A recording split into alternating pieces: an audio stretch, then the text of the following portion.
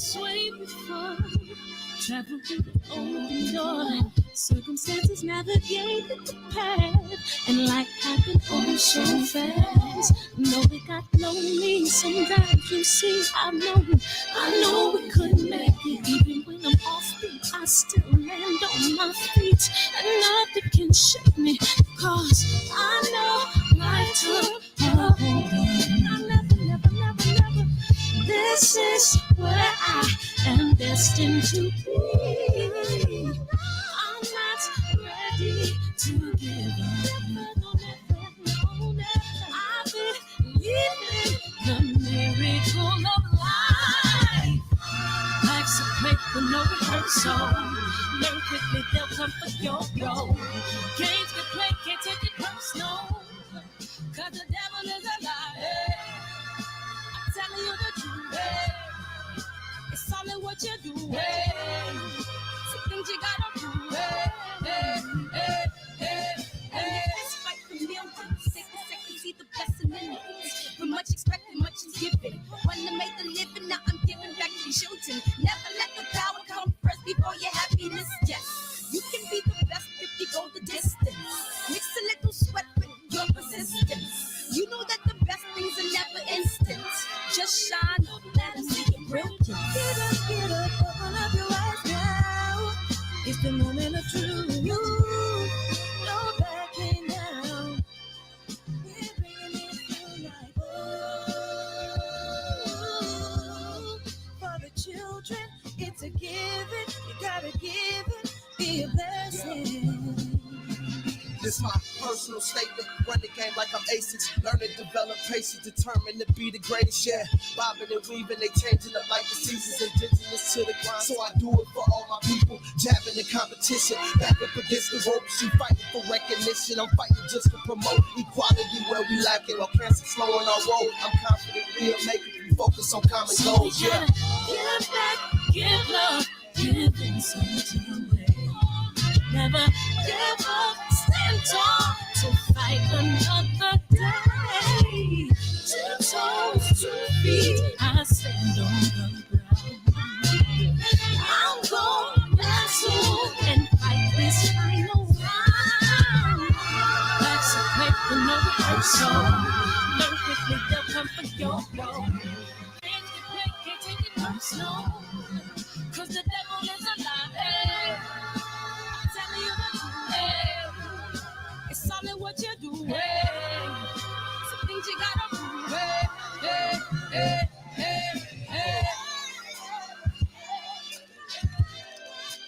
Dun, dun, dun, dun, dun. Woo-hoo.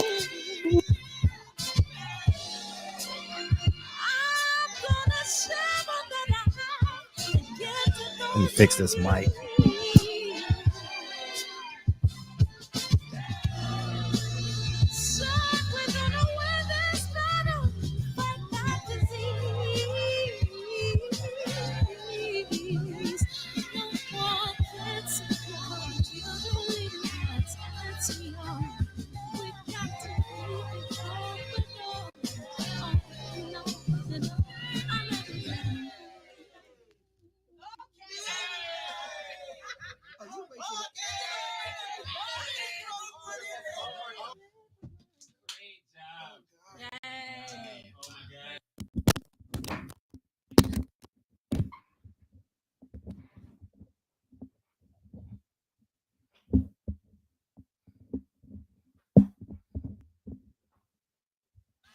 Cancer is killing, millions and millions of people. We're going to, me and my team, along with Sam Watson. and his team. Hey Sneed, what's up? JP, Eric J, JQ, what it do? What up, Jeff? What up, Keno Birdman, K-Dub, man? I appreciate you. You gonna be in Dallas, man? Take some videos and send it to me so I can post it, man.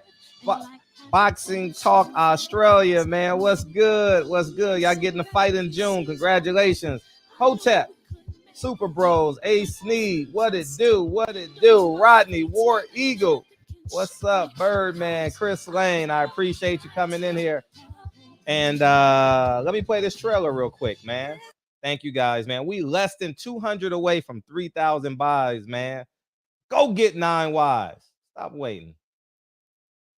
Support your neighborhood, I guess, hero. What? I said Malcolm alleged that some of Elijah's women were underage secretaries, and can you expound on that? Yeah, well, I guess they were, because they were there. I seen them. I seen them myself. It's all true. It's all true. Good evening, messenger.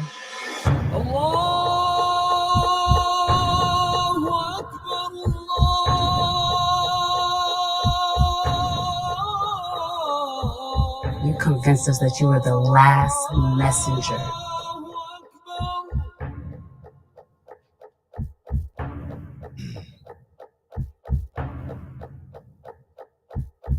How many other bastard children do you have? Man, too many to count, man. I appreciate you guys coming on to the show, man. We got roundtable talk in the building, man. I appreciate you, man. Thanks for coming. Turn the phone the other way, man. Appreciate you coming. Put up Fred like this here. Yeah, now we're flush. Yeah, so we could be flush. Man, I appreciate you coming in here, man. And yeah, man, that's love, man. And you and I was having a conversation, and I was like, dude, we need to have this conversation on live, man. Can you pretty please be a guest on my show? And by the way, he produced the last scene in 9 Wives. Just want y'all to know that. Yeah. So but yeah, so make sure go check out his producing skills in 9 Wives, man. How you been though, first of all? I've been good, brother. How about yourself? Super. Everything is super, man. Everything is super. Right on. Yeah. Arizona's up by 5 now, 29-34. But we were talking about like you actually convinced me to, not convince me, but you inspired me to change the topic of the show, because we was going to talk about Earl Spence and all that low frequency shit.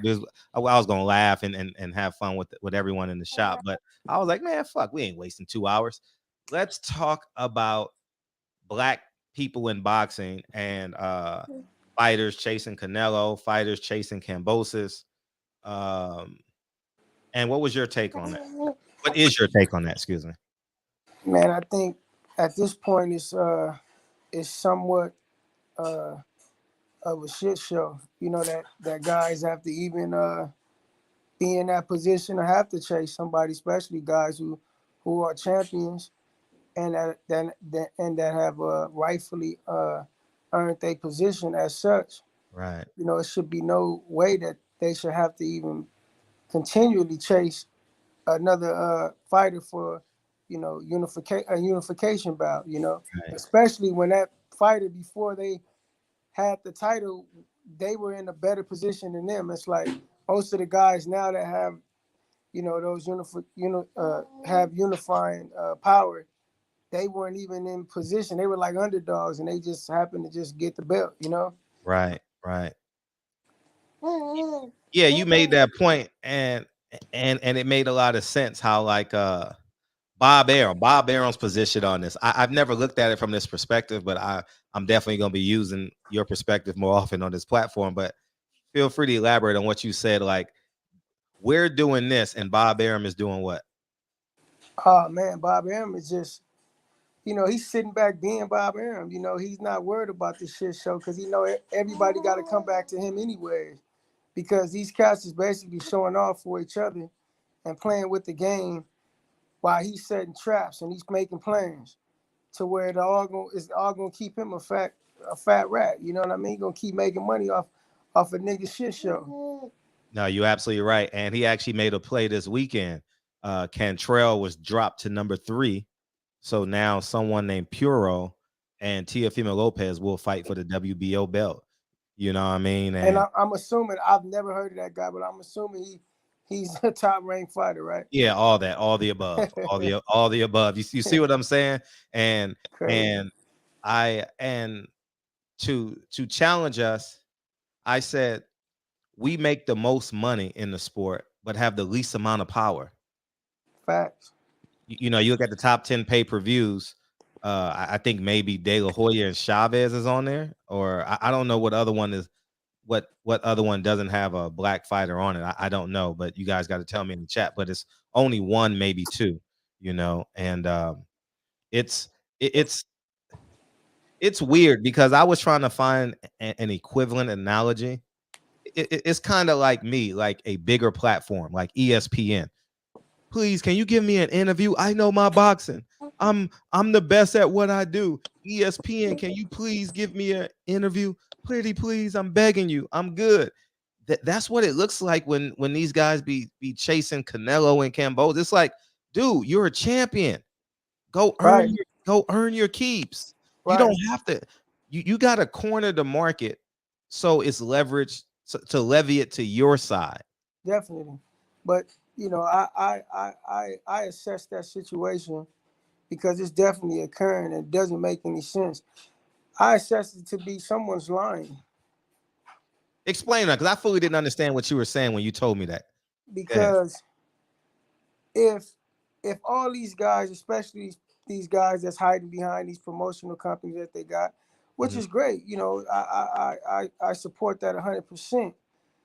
But if you have a promotional company that's with your name on it, Mhm. why aren't you executing business deals with your signature on it Mm. to where you have all the power in the play? Mm. Is it a front? Like, who you lying to? Right. Because the fact that you have to go and beg for an opportunity at a unification bout or just a bit more status in the sport or even in your singular division Right. is crazy to me. Right. When you're the champ, Right. it's something that these guys is not telling us about their contracts. They putting on the front to the Mm. public, but it's crazy to me that, like, if I was a fighter, right, Mhm. and I had a management team and we were being signed by a promotional company, right, Mhm. there would be some kind of career path plan for me in place that Right. if I do X, Y, and Z and I honor the stipulations of the contract up to that extent and I excel, then I must be granted X, Y, and Z, Right. which would be leverage or a higher position in the sport. Right. These guys are fulfilling those what we would think would be uh no brainers in their contracts, but why aren't they being you know elevated in the sport or even in their singular division or Right. it just doesn't make any sense. Right. No, it doesn't make sense, and a lot of that goes on in PBC too. You understand where they got their own promotional companies, but they're not executing anything. Like if you have your own promotional company, shouldn't you be making boxing decisions like an Al Heyman, Of like a course. Bob Arum, like an Eddie Hearn, and you got Devin Haney Promotions. You have I mean everybody on PBC has their own promotional company. I should say many of them, but you, you don't see like them in the role of an Al Heyman, them Right. in the role of signing fighters. Like Right. the Olympics just passed. The only person to sign an Olympian was Lou DiBella and Bob Arum Exactly. of note. You understand what I'm saying? Yeah. So It's like I would go into business for myself as a move. That's a move of empowerment. right, You understand? And at some point, I would, I would have to bite the bullet for a while, but at some point, I would have to be totally empowered. Like, I would have to be self-sustaining at some point right, to continue in my business. So, right, and I'm not knocking these guys, but um, like I say, somewhere along the line, there's lies being told, yeah, like, yeah, yeah. and I get that. because it just doesn't, it makes no sense that these guys are they part of this shit show amongst each other. It seemed Right, like we want to floss on each other, and say we the baddest in this, we the bad, but we have no power.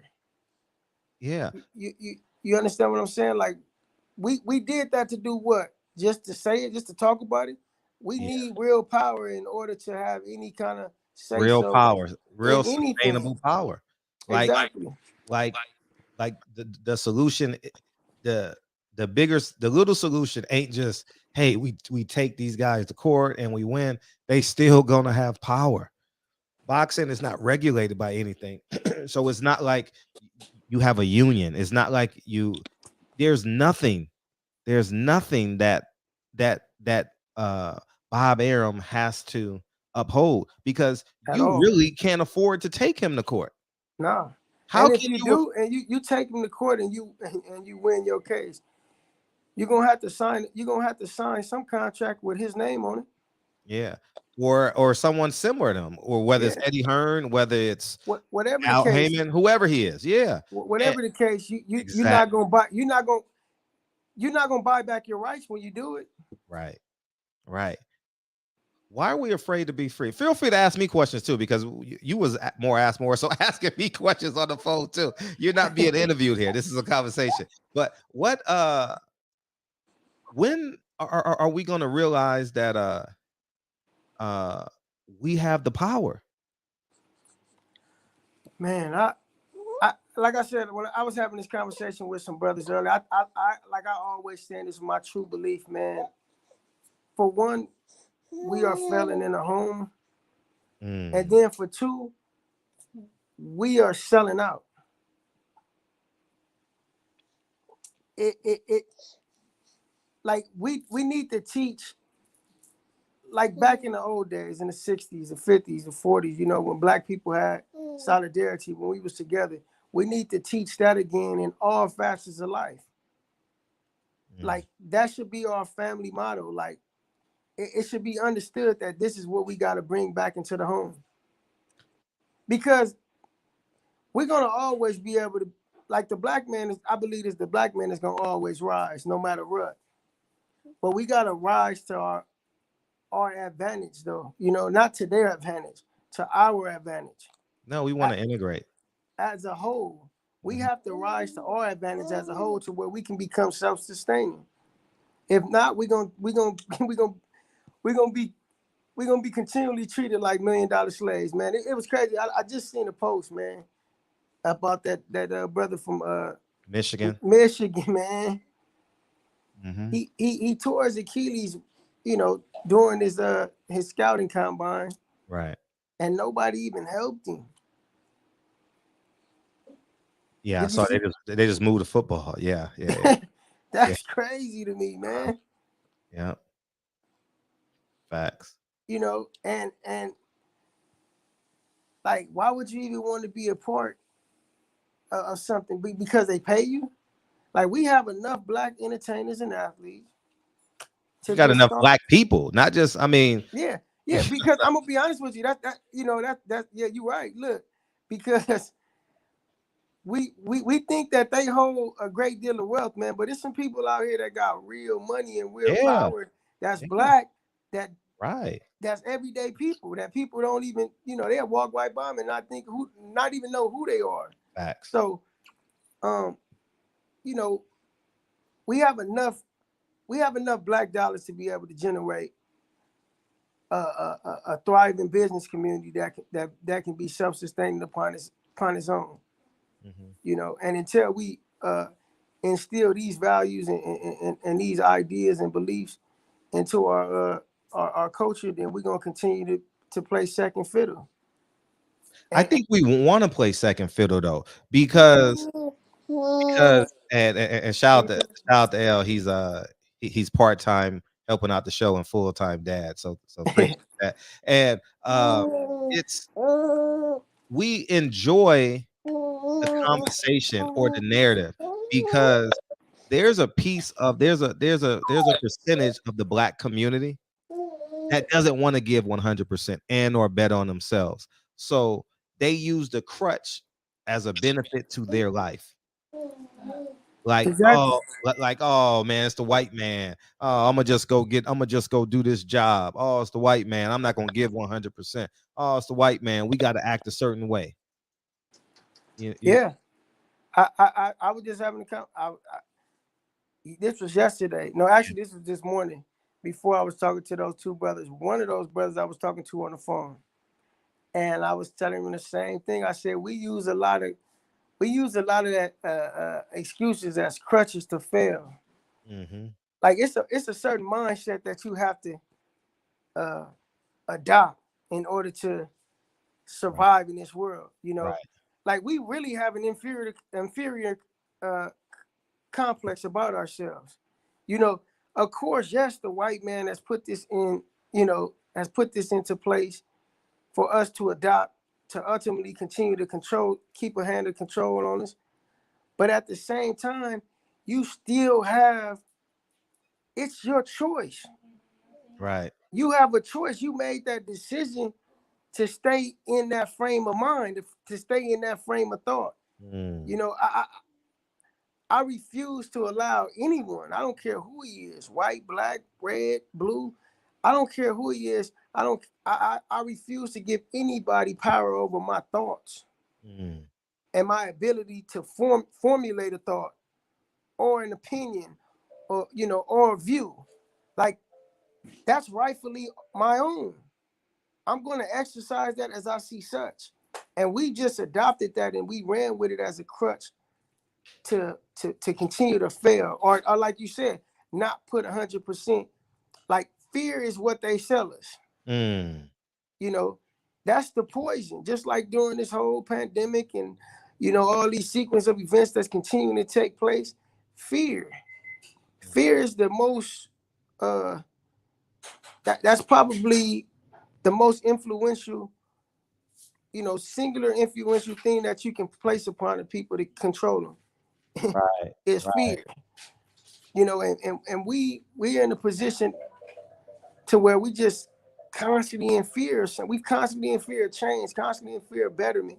I'm not talking about individual. I'm just talking about as a whole. Like, Right. but we're not gonna really attain any true power unless it's collective. You know, look, you look at every other community of people that come to this country and thrive, right? You don't never hear Asians talk about what we talk about. The Asian population, we don't hear them talk about what, you know. It's starting to become a thing now, you know, with the Asian hate crimes and things. But when it comes to, you know, economical things and subject, they don't talk about what we talk about. Man, they come over and help each other out. They build their businesses up and they keep their dollars generating within their community. Mm. And they keep buying property. That's the only way. That's the only. I went to my brother's house this weekend Mhm. on Friday. The first time I went to his house, man, he bought a home. I told him, man, I'm proud of you, bro. You know, because this is the first step, man. And you know, we was talking, you know, how his house. He bought his house for $350,000. It's worth $550,000 now, Mm. and that was just a couple of years ago. 200,000 he just made off his house. I said, man, this is the real. This is the game we should be playing. Right. It's ownership, man. We ain't being taught that though. You know, that's not being instilled in our household. Like, we look, the only educational degree you need in this country is financial literacy. And it starts from ownership. Mm-hmm. We have to own everything that's ours. Right. Right. And Go ahead. go ahead. I'm sorry, Freddie. Go ahead. No, no. And to your point, if to your point, um um what's it gonna say? And damn, god damn, I lost my point. God damn. Okay, I'm gonna respond to this brother Rod H7. He said other groups don't get on why YouTube and down each other. Listen, Oh yeah. appreciate the comment, brother, but I'm gonna tell you like this. I'm the most uplifting individual in the black community to be known. Like, I'm always supportive of a black anything. But there needs to be someone who tells the truth about our behavior. Man. Like, look, black people, we need to stop. We need to clean our own house up first. Why we keep worrying about what white people do in their house and what's wrong with them? We need to address us first.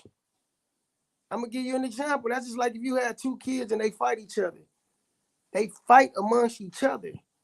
And then you tell them to defend each other when the neighbors or the neighborhood kids fight on them. Y'all need to be looking out for each other and sticking up for each other. But they fighting each other though, and you never address that. It's the same thing. 70% black people I grew up with own their homes, but that's a micro number. We're talking about on a macro number. You know what I mean? We're talking about because at the end of the day, oh, this what I was damn. Yes, that helped my point. If you tell black people ownerships, they have to recreate goals. Because let me Exactly. tell you, because look, I went to college. I didn't need college. At all. I didn't need college at all. At all. 0% did I need college.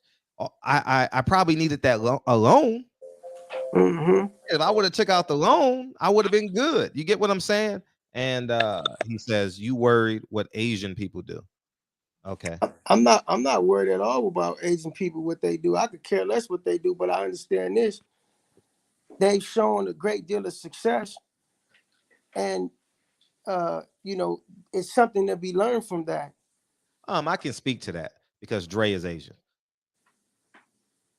They look inward before they look outward in terms of finances. You And have I'm gonna to. tell you, no, but I'm gonna use the examples that I know of. My Mercury agent is Asian. And there's a host of other people in my circle of influence that are Asian. Because if I call Dre's dad and be like, "Hey, I need something," he's always going to refer an Asian person. 100% of the time. Like when I bought the tires on the Tesla, it was an Asian person that did it. But here's what happens with what's being promoted amongst black people. I go to the jeweler. I go by the Rolls Royce. I go to someone's club. Yeah. I We buy someone else's alcohol. yeah. Spin, cycle, repeat. Yeah. Spin, cycle, repeat. We lose the power on that dollar. We That's lose what's the being power on that dollar. glorified. Yes, that's what's being glorified. Exactly. You understand what I'm saying? And if we're talking macro level on like there are isolated episodes of greatness in every culture, every community. Of course. But on the macro level, and feel free to call in, guys. The number's at the bottom. It's I saw I saw today a twerking competition online, a Beyonce drop competition. You get what I'm saying?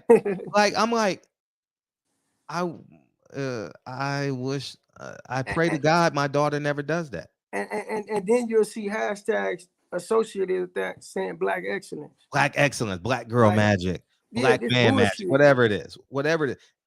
And that's why I said the culture is already bought.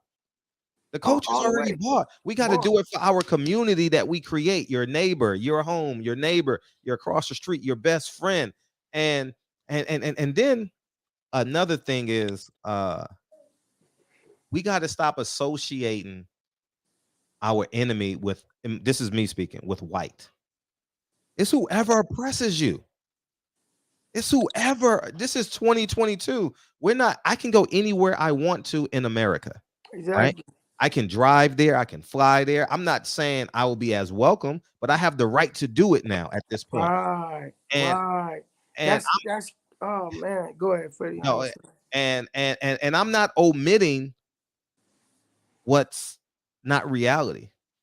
Like when I go to the east side of LA, I understand what the east side of LA is. If Yeah. I have the pleasure of going to Alabama, I understand it based off of what I've learned historically about Alabama, Mississippi. I understand it. So I'm going in there with a wealth, with what we call it prior knowledge. I have prior knowledge of the situation, Yeah. right? And we ignore the prior knowledge for indoctrinated ceremonious speeches. Exactly. like this big stump democratic speech that like 90% of black people believe every cycle. Rod has something else to say. If you took our top 8 million black people compared them to 8 million Asian Americans, we are on par with their success versus comparing 45 million to 8.5 million. Normalize that. I don't even care about the the we are at the same wealth that we were in 65. That's it. And our population has doubled from 22 million to I believe 44 million. It doesn't matter how It, many. It yes, doesn't matter. It doesn't power. matter how many millionaires, successful millionaires we have. They are isolated entities. Hmm. You understand? Like they have Yeah, like if that money is not being uh cycled back into the black community and establishing some kind of base, it mhm, means nothing because that's just another 8 million black people. How many ever a successful millionaire black people that just going back into their system, strengthening their economy, right, not doing anything for us. right, It's good for them, but what that number tells you is that it credits your point, Freddie, and it was much like I said earlier. This is 2022, man.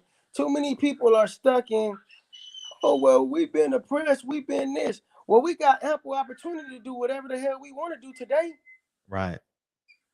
Yeah, yeah, Yeah. yeah.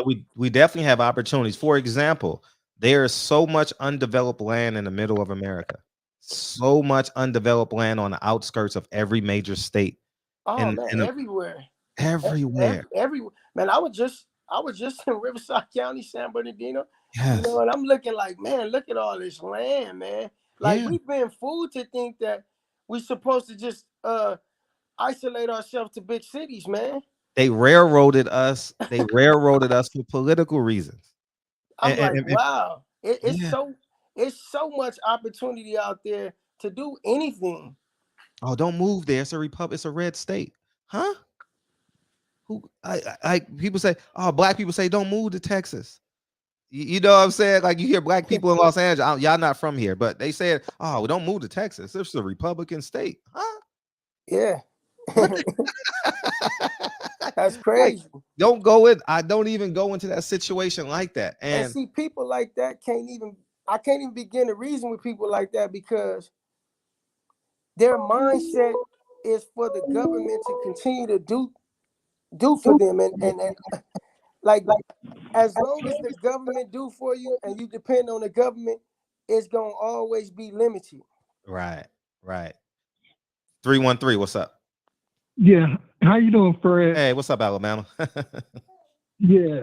I just want to relate a message that it's a lot of black Americans like me who left high school who chose a career in law enforcement or firefighters or teachers or even maintenance workers. You know, then we got other people who who left high school was all about business, real estate, Right, entrepreneurship. right, You know what I'm saying? And everybody choose their own path of whatever they want to do. right, And that's just a good thing about black people. They try to put us in a box and say, hey, some of y'all going to be rappers, some of y'all going to be football players. That's not true. That's just a stereotype. You know what I'm saying? A lot of us, just like me, who chose to go into law enforcement, who chose to join the Marine Corps. You know what I'm saying? And I think that needs to be seeking a lot more, and understood with other avenues and other careers we all can get into. And right. and I'm looking forward to your project May 19th. May 19th for sure. Yeah. And you guys have a great night. Appreciate you. Likewise, brother. Thank you. Yeah, man. We gotta start invoking on our. We have the same rights as everybody else. Like, oh, we got to like. I never understood this. Black man told me, "Oh man, we got to play their game." Wow. Huh? What do you mean play their game? Huh? Look, I'm dang, Freddie. confused. It's crazy, man. It's like you taking all my speaking points I Oh, used with these brothers earlier. I said the same exact thing because these brothers kept using these, these arguing points like, well, it's just too many. Sometimes we gotta go in there and we gotta sell out in order to get in, and I'm never compromising, man. I don't give a damn. I'm never compromising. Right. Well, how many times do I gotta formulate into something they want me to be? Right. 682, what's up? Hey, what's up, Fred? Hey, this what's up? Ryan, man. Hey, what's up? I was sending a super chat. Yeah, Figure I just call in. Cause I went disagreeing with you, brother. I was just telling you that when you say things like, hey man, we gotta understand that, look at the Asians, they doing better and they doing this or they doing that. Those numbers are right-wing talking points. They don't compare data for data. I'm in an industry where I look at everything for data. I can't make a business decision without data. If I make the wrong decision, I cost my company tens of millions of dollars. That's the kind of decision I'm in. So when I look at, let's say you're using a fleet of products. Let's say you're using a fleet of trucks, and you got one fleet that's been overhauled completely, and it's about 200 units in that fleet. But then you got fleet B over here that has 2,500 trucks in it, and only maybe 15% have been overhauled. In our industry, you don't compare the data from that fleet to this fleet because the data is skewed. It's not the same. It's not normalized. We got to let that fleet get about 5 to 6 years of wear and tear on it, and then we start comparing. So when you look at the Black community versus the Asian community, right? I'm just going to use them in the Nigerians. You will hear a lot of right-wing people tell Black people, hey man, why can't you do it? Look at the Nigerians. It's not the same because 70% of Nigerians come over here with a degree in some type of STEM program, science, technology, engineering, math. So I worked at GE when we built locomotives for 5 years. Half the people I worked with at General Electric, they came from other countries with degrees. So they stepped in this country making $85,000 a year. They stepped over. Fred, is that somebody crying? Yeah, I'm sorry, that's my son. Yeah. Oh, okay. But they stepped over here making $85,000 a year. So you can't compare them to somebody who came from the ghetto, the hood, and had to work their way up and trying to work at a plant to try to save money to get up to that 85 to be able to have the same buying power. So when we look at this, we got to look at this the right way. Do the Black people need to do shit different? Absolutely right. There's a lot of things we do wrong.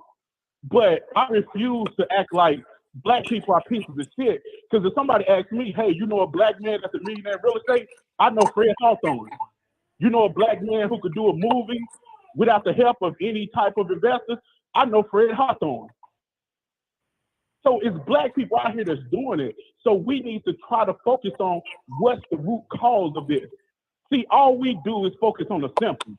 Give you another example. I got a locomotive that's dying.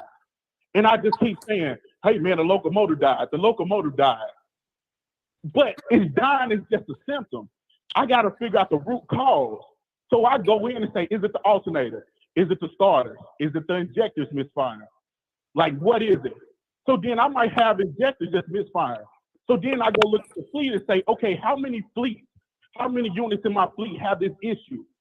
So if it's 30 to 40%, at that point, I got a systemic issue.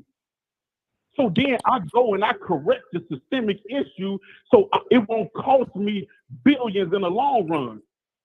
Now, I could do what America is doing and say, fuck the systemic issue.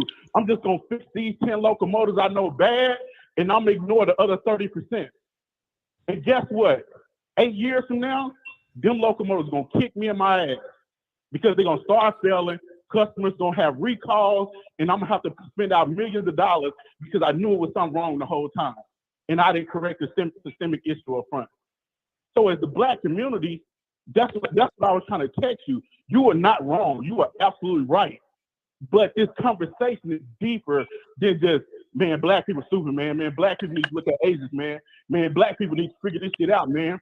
Black people don't know everything you said. It's funny because everything you said that Black people don't know, I was told that my whole life.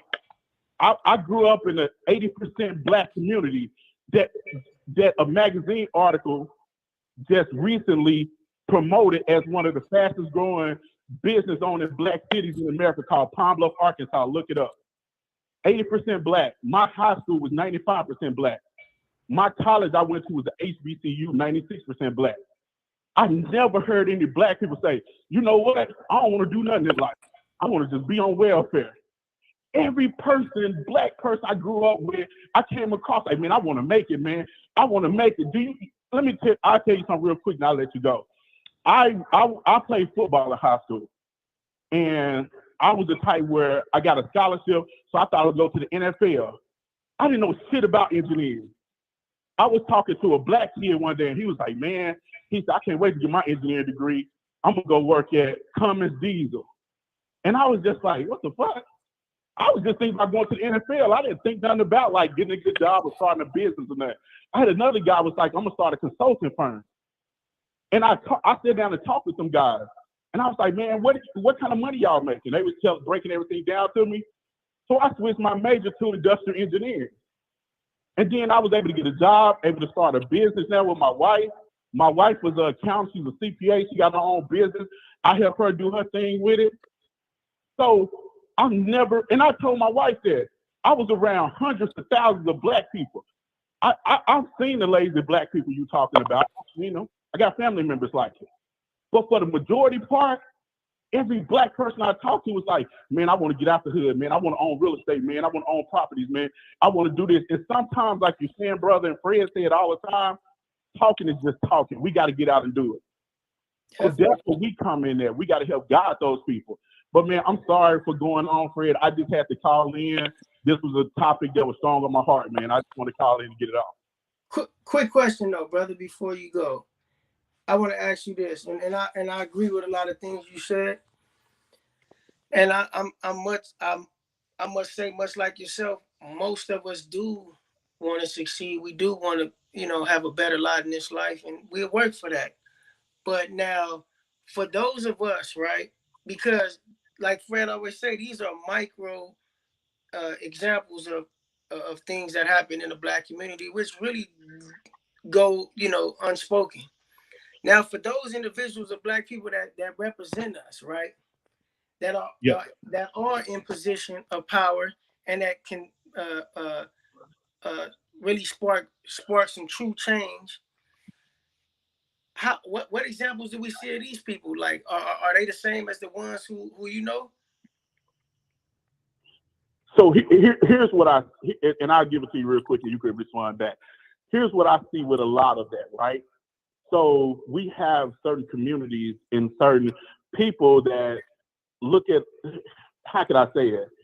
I live in, I just moved to Phoenix. My company promoted me and moved me to Phoenix about 2 weeks ago. And it's crazy because when I go out, I see Mexicans and crew trucks getting ready to go to work. I see them out here selling juice on the corners. I see them out here selling clothes. I see them out here doing a lot of stuff. And they have their day-to-day hustle, like, man, we're going to make $1. I think that every black person can't be Fred. As hard as I try, I don't think I could be Fred. I think I could use Fred to invest better and use his mind. But Fred making movies and investing the way he do, I can't do that, man. I've tried it and lost my ass in it, but I could study from Fred. Everybody can't do everything. I think the bottom portion of our middle class lost the hustle that we had in the 40s, 50s, and 60s, like you see the Mexicans today in Phoenix. And they would get out and they would hustle and do stuff. I think everybody's these lower middle class are looking at social media. Everybody wants to be P. Diddy. Everybody wants to be Jay-Z. And somehow we got to reverse that mindset. Now, this is what I'm talking about, because they are the individuals who ultimately represent us, and they have a great sphere of influence.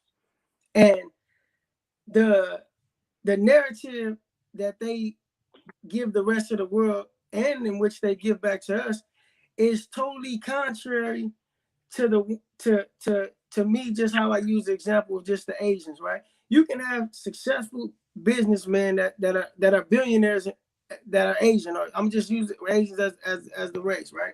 As the example. Yeah. They're gonna they're not going to fall into the societal norm of dictating to their people that they are going to fail. Like we just set ourselves up for failure, like for the dollar, like whatever's popular. Like you got to understand that everything that keeps us down is by design, but they use us to play into the design and to promote it even more. Like if I'm a black man, if I'm a black kid, right, and I want to be successful, I look first to those who look like me that are successful. Yep. And those ones that look like me are failing miserably with giving back. You don't have to give back your money, but give back you can give back the narrative, you can give back an idea. Just give us a blueprint, man, because what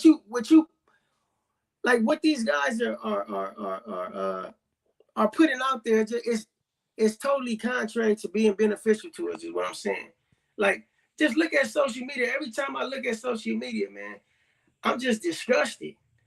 Like, yeah, that's true. That's true. Brother, what we're going through right now in our community, it's not going to be a quick fix. It's not going to be a 20-year, 30-year fix. It's going to be probably a 50, 60-year fix.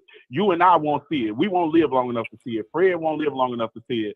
It'll be almost like the slaves who fought the Civil War, knowing that, hey, I'm probably going to die in this war, but at least I know my ancestors 60, 70 years from now will be able to live free and have opportunities that I didn't have. They could have went and sat on the plantation and said, I'm just going to live the next 40 years safe. Watch this. That's the same thing that was said 60 years ago. Exactly. Yep. Now watch this. The difference is. Now watch this. Hold on. Now the hopes that Go ahead. The hopes that our ancestors was banking on is that we became financially in the position that we are in today. And that has happened. But look where we at though. So how in another 60 years? Hold on. Let me tell you something real quick. I just thought of something. Let me tell me what you think. So I was talking to one of my buddies the other day, and we're in the process of buying. I just bought a box truck in Dallas, Texas before I moved. And I'm going to buy 2 box trucks out here. And we're going to start doing low levels, shipping or whatever. And me and 3 of my homeboys, we just got together and said, hey, man, let's put together a business plan, see how much it costs. Every one of us put in the same amount. And so we're going to be owners of like 3 trucks and 2 Sprinter vans doing Amazon package shipping, right? So we were thinking like, damn, why don't more Black people do this? I think the problem with us also is we want to be individuals. That's what hurt us from the time that you're talking about, where we fought for these freedoms. We fought for the Civil Rights Act of 1964, 65. We fought for that. But then everybody became individuals and not teams and then do group economics as we should have to gain more wealth. Do you think that was by design, or do you think that just happened? Do you believe that was by design, or did it just happen? No, I believe there was some design to it, because it was all design. Black people just drank the poison. Social Security. We drank the poison. Like, you gotta understand. Look, white people are gonna continue to use us against each other, and as long as we stupid enough to drink the poison, we're gonna continue to be the worst detriment to ourselves. I agree with some of that. They'll specifically bring a nigga out the field, put him in the house, just to continue to do, just to help them continue to be a detriment to each other. Like, that will embolden their plan, and a nigga gonna fall for it every time. Let me ask you something real quick. Are you a boxer? I used to. I figure you used to box. Like, I see this with athletes sometimes. The only person I see did it right was LeBron, where he hired his whole Black team, and each one of them, Rich, Maverick, and Randy, are all multimillionaires running multi-million-dollar companies, and they're able to help other Black people. But one of the things I see is, like Fred was saying earlier, like if he asked his Asian father-in-law something, he'd be like, hey, I'm going to send you over to this Asian guy. They do that intentional. Like, they intentionally do that. When I moved here to Phoenix, they kept sending me agents, my company, real estate agents, right? And they kept sending me white ones. And I kept asking for a new one. And I wasn't trying to be like, hey, send me a black agent. But then eventually I just said, hey, is it okay if I go find my own agent? And they said, yes, but she has to be signed up with us to be able to get the commission from your house. So I was like, all right, cool. So I went and found a black agent, a black lady, had her call the company. She got the paperwork done. And when I bought my house, she got the $13,000 to $15,000 in commission. That's being intentional. We don't do enough of that. When I just bought my daughter a car before I left Dallas because I didn't want her to have an old car. So I wanted her to have a new car because I wasn't going to be like right down the street while she was going to college. I went and purposely found a black salesman to get the commission out there.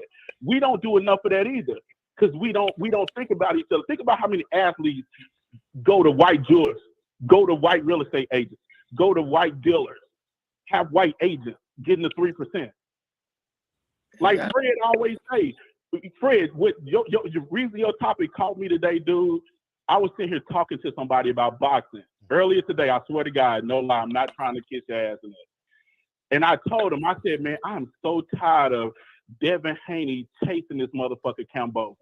I said, I wish that Devin Haney would just go make himself a star and have Kambosos to come begging him for a fight and then turn him down and make him look stupid the way Earl Spence did Keith Thurman. I said that today. Then I saw your title. I was like, damn, Fred got the same title. So this is the show today. And another important component of that, because I was a part of it, is the indoctrination. You got individualism and you got the indoctrination part. I went to college, and when you go to college, you think everybody need to go to college. You think college is a utopia. I ain't lying. You spend 30% doing work, the other 70% you chasing pussy, playing sports, getting drunk, partying, playing Madden, and it's like a utopia there. You know what I mean? And you're not even counting the money you're losing. You know what I mean? As soon as they hand you that paper, you owe me $120,000, brother. and put it this way: if Joe Biden don't cancel the student loans, I'm voting Republican next term. Just off that alone, just off the strength of that. Because if Joe Biden cancel my student loans, Fred, my net worth would go up in my household about $170,000. Yeah. So that's how much college cost me getting an engineering degree. But that's a part of it. Now, guess what I gotta go do? I gotta get a civil job, because the government takes off my student loans if I get a civil job. Like I work in a courthouse, I become a teacher, I become a fireman, you get what I'm saying? I can't become an entrepreneur when I graduate from college because my student loans is $600 a month. So now I'm stuck between a pickle. That's the indoctrination that they play upon us. You know what I mean? And that's a good point. That's a good point. I never thought about it. Yeah, so they play us like that. And then you say, you know what? No, you go back to school. Okay, shit, I'm gonna go get my master's. Shit, I can't afford to live anyway. I'm gonna go get my master's. You know what I mean? And it's blind debt. You don't see it because it's in forbearance or it's deferred, and you don't even see the debt until you go. You want to know what's crazy? Like I was one of the lucky ones because I got with the railroad.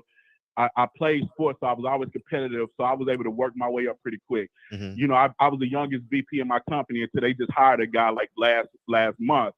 But I became a VP in my company at 36 years old. So I was making, around the 200 with a bonus quarter meal, something like that. So the student loans don't hit me as bad. But I got some friends who got student loans that's like mine, like 50, 60,000. And they making 65,000 a year. It's killing them, man. But that's the middle. That's the median. That's the median because that was me. So you know what I had to do? I had to go to Cal State LA to get that shit deferred. You know what I mean? and get my master's and my teaching credential. That was me. And then they laid me off, and I was like, I understand this shit. I didn't understand it, but I knew I couldn't go back. I 100% knew I couldn't go back because then what's the point of living? And it was, I took one step at a time, and now I have a greater grasp of being a sole proprietor, but it's the indoctrinate, but we don't know we're being indoctrinated You don't have a clue, because I didn't have a clue. I had no clue. Oh man, yeah, you do this, stay cool, man. You do no, man, because here's what's going to happen. Here's what I fully understood when I got laid off from teaching. You know what college does? It exasperates the talent from communities. Yep. The elite black people go to college. The elite Mexican people go to college. The elite Asian, it's like they're drafting them. And, they drafting them into their society. Yes, and that's what, and then you get indoctrinated like, shit, life is easy. I got this guy, this guy, this guy, this guy, but you don't know you're being funneled to that lifestyle. Yeah. Because you have to go get a job with 70% of the people who don't look like you, who don't think like you. And what they want to do is they want to monetize quote unquote culture, but don't want you to act like culture. You understand what I'm saying? Because that's the separation. That's the separation. Like, oh, you speak well for a black man. That's the separation that they want. Oh, you can't act like that. You got to act like this. And you're talking to a person that had to rid himself of that shit. Like literally, like, no, man, like I had to wash that shit. It took years to wash that shit off of me. And then I woke up and be like, no, man, it's all about my last name, man. My last name, and where I can help, I am going to help. Yeah. You know, a man that is conscious of that, he gonna wake up one day and say, and I can't be, I'm not gonna conform to this shit. Yeah. You know. And check out how strong the shit is. Martin Luther King didn't get it. You get what I'm saying? No, that's what I was going to tell people. That's what I was going to say to you earlier. I was going to say Martin Luther King fought hard for us, but he actually even said himself he made a mistake. Yes, he made the biggest mistake. He was a great man, the biggest mistake ever. But he realized he was being funneled. He was literally being funneled. And then he realized, like, these white people are paying me. They're paying the NAACP, and the NAACP is paying me. These this church, they're paying this church, and the church is paying me. You want to know what's crazy? When a guy I work with, black guy, it's funny you say that. I was telling him the other day, like, yeah, man, me and my boys, we got some money in place. We got our LLC going. We already bought one truck. We're in the process of doing this. And then he said, well, what do you eventually want to do with it? And then I said, eventually, I hope we get enough trucks to where I could go be the CEO of my own company and I can leave here before I'm 40. And he was just like, dude, you make all this damn money. You get 30 days of vacation a year just to fucking sit here and tell people what to do. Like, why would you leave it? And I was just looking at him like, dude, man, I want to be able to do my own shit, man. I still got to ask the white man. My COO is the guy I report to. He's a white guy. I got to ask him, like, hey, I'll be on vacation these next 4 days. Think about that shit. But Fred, if you want to go to Hawaii tomorrow, you can just pack up and go, right? Relatively speaking, yes. yeah. I get what you're saying from the conversation we're having. Absolutely. Yeah. So that's what I'm saying. So I want that in life, and that's what this dude just looked at me like I had shit on my face. Like I can't actually believe. He said, "Dude, in 2 years, you'll probably be making $300,000-$400,000 a year if you get promoted." He said, "Why would you leave that shit?" And I was just like, you know what? And it's crazy because it actually had me thinking, like, am I stupid? Talking to another black man. No, and I'm sitting at home like, man, am I stupid trying to do this shit, man? Am I gonna get out here and be working double hard for $100,000 a year? The same way I tell every fighter, and the topic is Devin, is you only got to pay me $3 million one time, because everybody's circumstances is different. Like, for example, I said last week, when a Cuban comes over here, they just want a peace of mind for a year or two. Like, shit, they've been on a floaty, they've been in Mexico, they've been in prison. Shit, they just want to be free. Or you got a person like Deontay Wilder. The man got to pay his medical expenses. He got to fight for his daughter. Luis Ortiz got to fight for his daughter. So everyone has their own individual leverage package. And like Martin Luther King, he got it late, and he was graduated from high school at 16 or got his college degree at 16. What he got some outrageous story, but that's the indoctrination process. One might argue he was levied into that. You understand what I'm saying? He was levied into the position once he took a stand. You understand? I don't want to have that conversation now because then it's going to separate us even more. But I think when you wake up, you speak up. That's the problem. See, we wake up and then we say, man, I'm only going to get the 2% of black people if I tell the truth.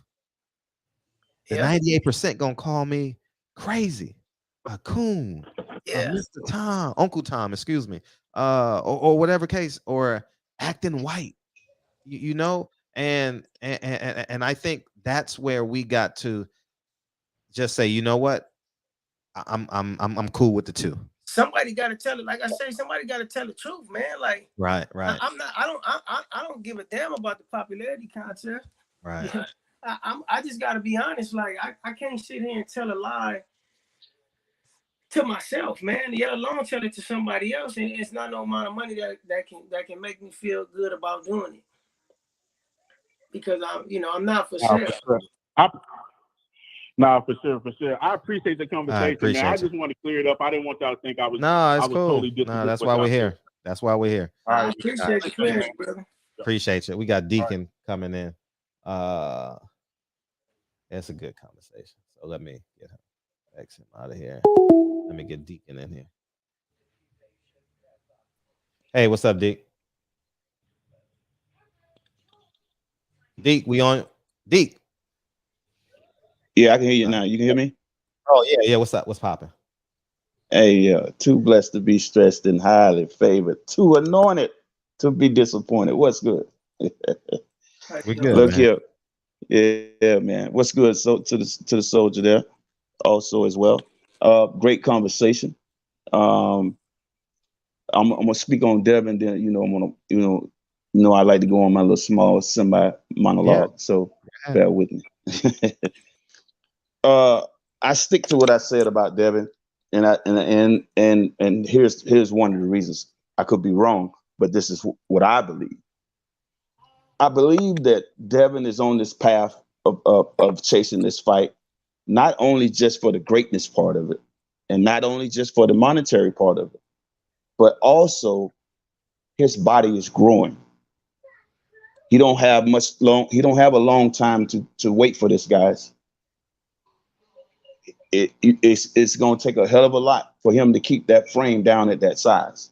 Yeah. And if he don't get this fight and Kambosos go out there and lose those titles and those titles get all over the place, it's going to be that much harder for him to put those belts back together.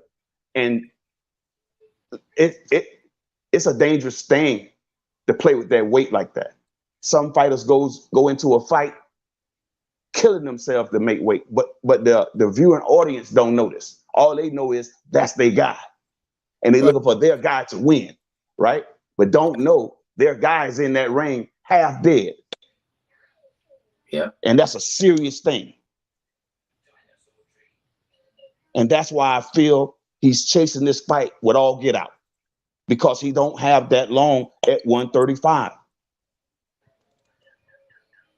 And I have to roll with him on that, because this is stepping in that ring, bro. That's a life and death situation. I've seen two men go in the ring and die.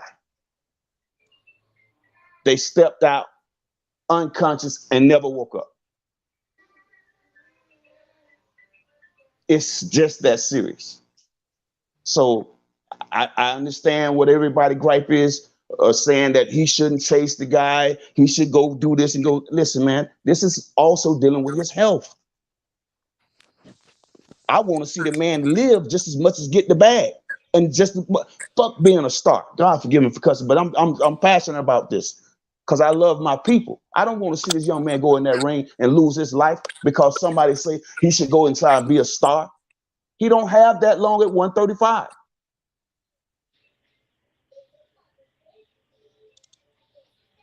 Now y'all can respond to that. I believe that's a good point. You know, I see that angle, but at the same time, if you're the goods as you say you are, and you are who you say you are, in the end, what's for you is not gonna miss you. So whether he had to accomplish being unified and undisputed champ at 140 or 147, it's gonna happen if you the goods, if you are who you say you are. You understand what I'm saying? Like, just the fact that he has to chase this man and even put himself through any of that, to me it's out of the spec of reality. You know what I mean? Like, I don't think it's necessary, because I do believe he's one of the stars of the sport. And again, whether he attained that accomplishment at 135 or 140 or 147, you know, it's just something he's not, like, I don't know. I'm just speaking upon myself. If I was a 135-pound fighter and I was a big 135-pound fighter and I knew I was the goods, then I could beat any 140-pound fighter in the world, or 147 if I chose to do that and you know, at the right, needed and necessary time. So, you know, but again, I don't know how confident he is within his own abilities, you know. But from what I can see, I think he can do the same thing at 140. But to be chasing this man, whom I really feel like he's better than, he's giving too much time and energy, and it's wasted time and energy instead of building himself up. Because if he's looking at to have a career of longevity, then he need not even be focused on that. Just my opinion. And my take on it is that's not the goal. The goal is the power. Yeah, exactly. That's we're placing too much value on a trinket. We're placing too much value on what they tell us to chase. right. I genuinely believe that when Devin wakes up, and he's probably gonna get a fight date in June, July, the bigger issue is he's on pace to fight once this year. Because they told you to chase that guy. Because black media, black fans, black fighters, black everything. That sounded like he smoke. Told you to chase this guy. Now you fighting in July, which is month number 7. Now you only got one check this year in terms of boxing. You're probably making money elsewhere. Now they told you to chase it. You have no power. You have no control over your next fight, and you're still waiting. You got to put yourself in position to have your own chessboard, if you want to call it, like or have your own Monopoly game. We got the top 10 pay-per-views, and yet Floyd doesn't have the power that he should have. More importantly, Mike Tyson doesn't have the power. Mike Tyson has zero power in boxing. He has influence because he's Mike Tyson, but he doesn't have power.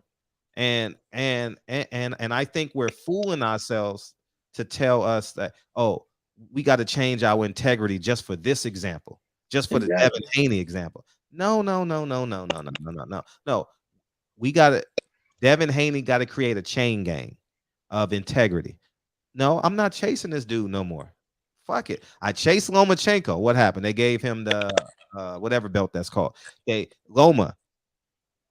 I bought Bob Arum on the I bought Bob Arum, Teofimo. Yeah, I bought Bob Arum on the show to let you guys understand that you are abiding by his rules. Everyone is abiding by Bob Arum's rules in this boxing game, man. Like I see the moves and I'm like, God damn, like he literally controls.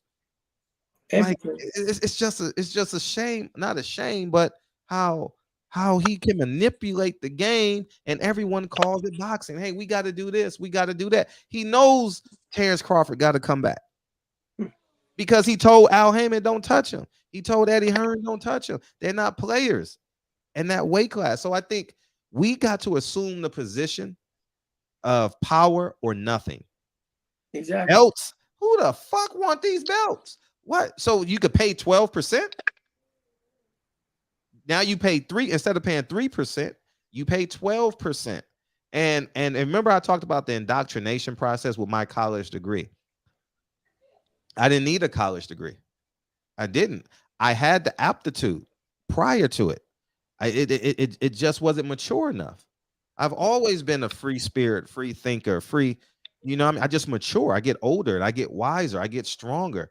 And I think the same thing would be with Devin and and Devin Haney Bill. promotion. Like, yeah, Bill. Thank Mr. Haney. So I think we can't change it for him. I think this needs to be the road less traveled right now, because guess what's gonna happen? He go up to 140. Bob will never give him a fight. But go ahead, feel free to respond. Absolutely. Now, what I just listened to you, because again, I focus, I pay attention to detail. So when you're speaking, and if you hear me silent, I'm keyed in on every word that you say. I heard you make a good point, and then you walked all over that point to make my own point over the point that you just made.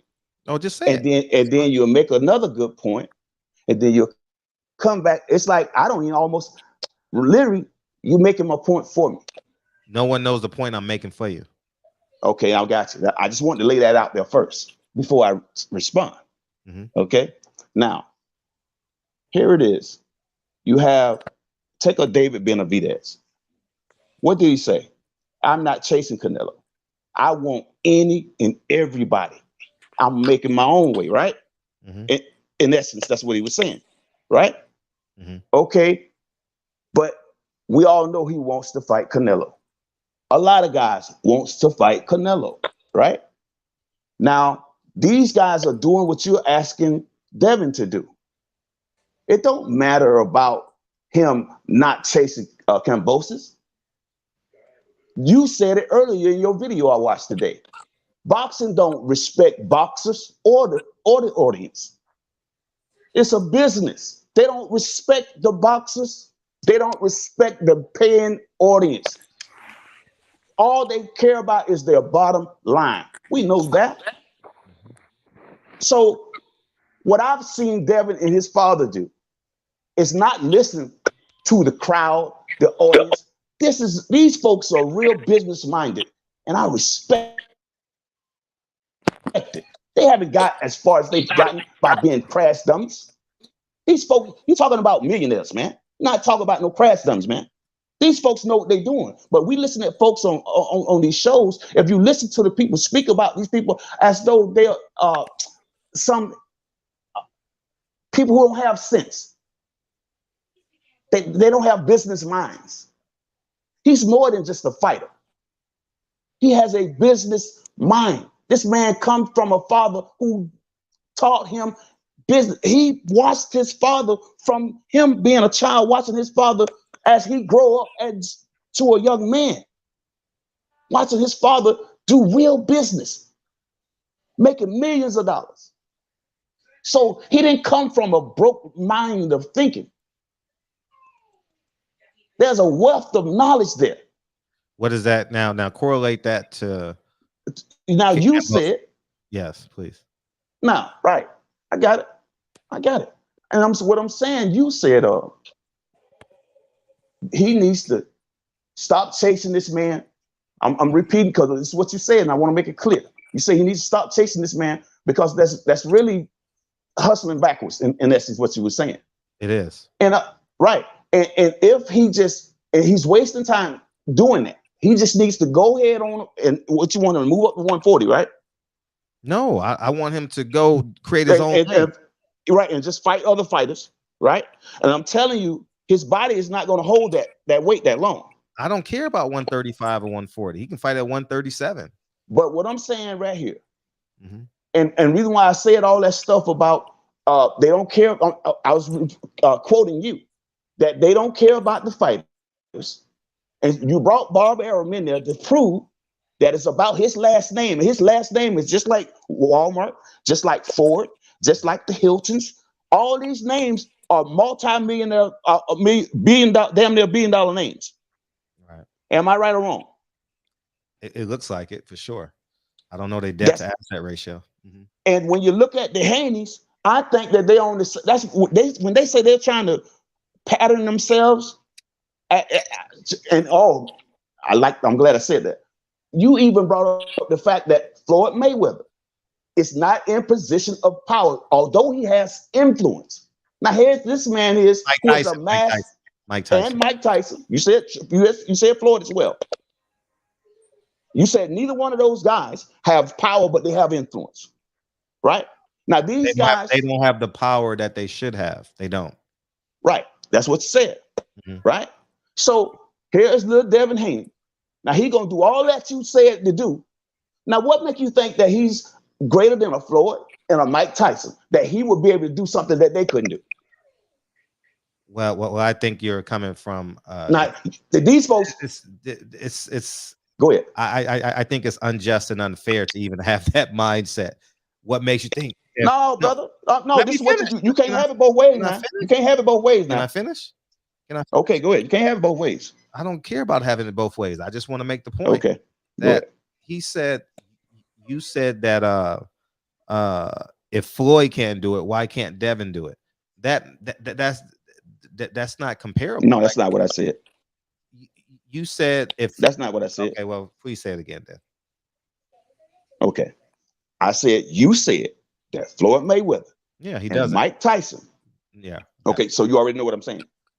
And I'm saying you asking Devin Haney to go down a path and say amass his own control and power, which I think that they have right now, but it's limited, just like Floyd, just like Mike. At the end of the day, understand when it's hard for some people to hear this. It's hard for some people to accept the truth. You understand? But no matter how, and it took Don King to say it. A lot of people don't respect the brother, but I do. He said, I don't care if you was a poor nigga or a rich nigga. In America, you still a nigga.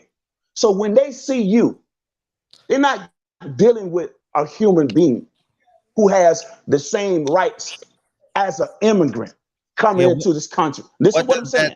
No, how correlate that to Floyd? You're going off on a because I'm saying Floyd Mayweather.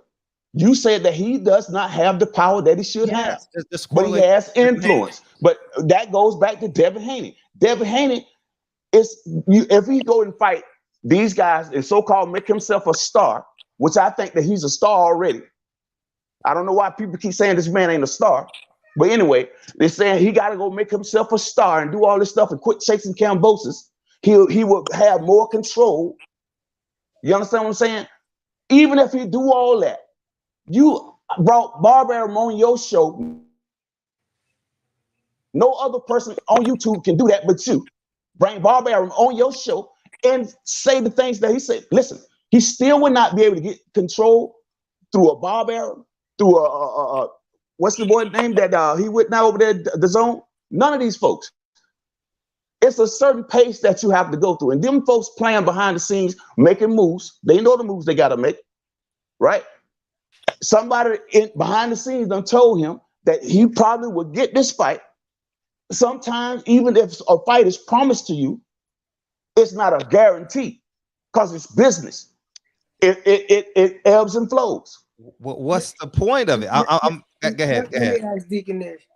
If that's the case, Deacon, and if that's true what you're saying, then why should any of these black fighters complain? If they already know what the deal is, why should they be complaining? Play by the rules. If you've accepted those rules and realized I'm a powerless piece, then why complain? Okay, I want you to name me 5 fighters who are getting millions or who have amassed a nice bit of change in this game. I ain't talking about the ones who are trying to work their way up. Name me some top fighters who are complaining like y'all talking about here. I'm waiting. They must have understood their No, we're not gonna do that.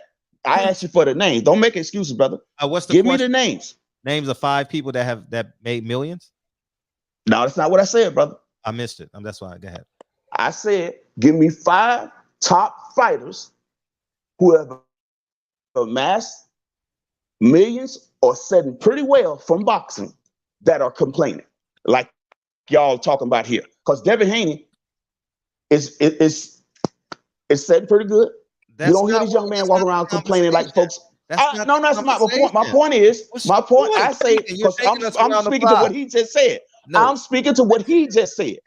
I'm speaking to what this brother just said. I know. And I asked him to give me 5 fighters of who's doing this complaining that he's talking about. We're talking about. No, Fred, you can't. Don't mix that in. Talking about what we talking about, Fred. I'm talking about. I'm answering. I'm responding to what this brother just asked me. Go ahead. Y'all had a conversation. Go ahead. I think we have a misunderstanding of what we meant about complaining. I think we're on 2 different. I'm responding to what you said, brother. What you said out of your mouth. I think we're on 2 different trains of thoughts here. Like, oh man, me personally, this is my take on that subject. As we know, you have black fighters, which Fred's main point was, we have black fighters in this sport, you know, that have powers that they are not levying, and they're basically, what I believe, they're signing off their powers. Like, we don't know their contractual stipulations. We don't know that. I said that. But they are giving us a narrative that isn't true. Like, somebody's lying.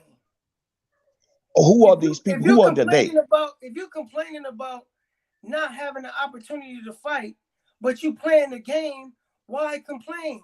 If you know how give me 5 of those fighters who you talking about. If you know how the game is governed, well, you could just use Devin Haney's name. If he's complaining and accepting a check, it's no reason to complain. Terrence Crawford, you can't call the man racist and take a check. Pull up the video right now, Fred. Pull up the video. Don't just make statements without the facts. Pull up the video where he complained, or text, or tweet something where he's complaining. I didn't say he's complaining. I said you can't. You just said that. You said you're complaining about the fight. As an example. They won't fight me. They won't fight me. They won't fight me. All fighters say that, Fred. All fighters say that. All right. Cobbs just said that and got knocked out. Why? Because he wanted to put some shit. Come on, man. They say that now. Come on, man. You gotta understand, yeah, we gotta abide by their rules. We gotta play within their rules. We are the barometer for success is what they tell us, and that's the fool part. That's where I don't like to use these terms. I don't like, because I don't never want to sound like something that I'm not. But when I hear certain things, I have to speak to it. That sound like some whining and somebody making up a bunch of stuff and complaining about stuff and making up stuff on the fly. Where's the facts to this stuff y'all talking about, man? It's every day. Every day. Pull it up and show it to the audience, man. Don't just say it. Pull it up. Now we just agree to disagree, because you talking about real people, man. And if you're gonna put that type of stuff on real people, then you pull up the facts. No, we don't just sit down. I don't have time for that. I don't have time. What I'm saying, brother, don't sit on why. Listen, we on a platform where people can see this, man. And you talking about people's lives, brother. Yeah. And if you're gonna make statements like this, pull up the facts and show the people. You just being extreme, dog. Man. It is. It's just a black. We're not talking about a black narrative, man. Everything reverts back to the black narrative with you. No. Wow. Really? We gotta go. Oh my God. This is just comparative examples. Kambosos, Devin Haney. Who has the power? Who's chasing who? Oh my Simple God. answer. Kambosos has the power. Devin Haney you value belts. He's a champion, right? Why are you chasing Kambosos? You're a champion. You can go pick another opponent. What's the big deal in that? And besides if we're gonna speak out of I don't believe this was a point of criticism. This was more so a conversation for educational purposes. You know, this ain't about criticism, brother. I'm talking about, if you're gonna make a statement, I say this, you're talking about real life human beings. If you're gonna make statements like this, then have the facts to back it up and show it to the audience. So therefore you can prove what you're saying and put more weight to what you're saying. Maybe I'll do it. Yeah, that'll be so awesome right there. That'll be awesome. We don't have to, because he tweets about it every other day. Devin tweets about it every other day. Mr. Haney comes on everybody's platform. I follow Devin. I follow Devin Haney on Twitter, right? And I haven't seen that. Okay, well, Well, he has. They say everything but I fighting. haven't seen one tweet like that No. yet. All right. Well, And I follow him. I like all his tweets. I comment on some of them. As you I follow should. this man. Yeah, as you should. You know what I mean? And I personally Yeah. love it. But I love and the angles so and you're what gonna they're be doing. angry if he doesn't get the Kambosos fight. for what? It ain't going in my pocket. No, but no, that's not the What point am I I'm be making. angry for? No, I'm angry like in terms of boxing, not in terms of real life. You're gonna be No, I'm not disappointed. gonna. I'm not. No, not one way or another. Because guess what? Life goes on. Life goes on. And I'm gonna guess what's gonna happen. If that fight don't happen, I'm gonna see a fight on. It might be some no-name fighters that might put on a Mickey Ward type of fight, make chills pop up off my arm. You feel me? I like to see fights. Yeah, I got it. That's I enjoy fights. All right. Well, You know, we're gonna keep and on. I want to speak. Go ahead, real quick. We got people. No, go out. We got people waiting. No, I want to speak to something that was very important, and I want to see. I don't want you to Fred. I got love for you, so don't think I be coming on here trying to I don't mind. get You on don't your have to nerve or justify whatever, anything. brother. You don't You ever know. get on my nerves. Okay, and now listen. Mm-hmm. There's a lot of things that's true as it pertains to us as people in this country, and I am a prime example of that truth. No matter how weird it may seem and how untrue it may seem, but there's a lot of people like me. You understand? That come from somewhat of a struggle, that knows struggle, that licked it like somebody would lick off the blood off their arm and say, I want some more, because that what made me the man that I am. What hurts me, what pains me, strengthens me. It make me go harder. If it hurt me, I'm coming harder. You feel me? And I say this to say this. Say that to say this. When I was 16 years old, you know, I've said this 1,000 times on the show, Fred. And I don't care nothing about the clowns in the chat. And when you be doing all that, they're skinning and grinning, that don't bother me. I speak from my heart, brother. No, I just let me tell you this point because we got multiple people waiting. That's all. Let me tell the point is this, brother. I told you at 16 years old, I could have said I ruined my life when I shot the first person I ever shot in my life. I told you I was a teenager and a grown man put his hands on me. And I shot him. Okay? No school wanted to accept me after that. After that, I got out of jail from doing time. I stabbed another guy about 16 times. That went all through the schools. No schools wanted to touch me. Okay? Now, when I got about 18, 19 years old, I got with a woman, been with her ever since, 5 children, 4 living, and one of our daughters passed in 2002. I said that as well on this show. Now, here's a man with no education. Every year, I make, well, I no longer make that. What I make now ain't nobody's business, but I can speak about how I started in the past with no education. And when people talking about what we can and can't do, and yeah, the system is built against us, but God put something in us that can't be taken away from us. And that is the tool, the ability to survive under any circumstances. Every year, I made 125,000, no less than 90,000 per year, with no education. Started out like that for 2 to 3 decades. All in my head, know how to amass this. And when my back was against the wall, I fought harder. My kids never knew struggle. My kids never knew from the beginning, after my mother passed, when I had my first child, I'm walking around the street, bro, finding throwaway fans that people threw out their house, right? I would take it home. It's got 3 blades on it. They throw it away. It ain't working. But I knew how to work with my hands. I break the fan down and I put it ain't got but 3 blades on it, so it make it unbalanced. So it's jumping all over the floor, but it's throwing air, keeping me and my baby and my wife cool. You feel me? Didn't have lights, so we burning candles. Lived in a house a whole year with no lights, eating off a grapefruit tree. Meant I was taking it all in, making me stronger. That struggle made me stronger, bro. And the point, Deacon, of that.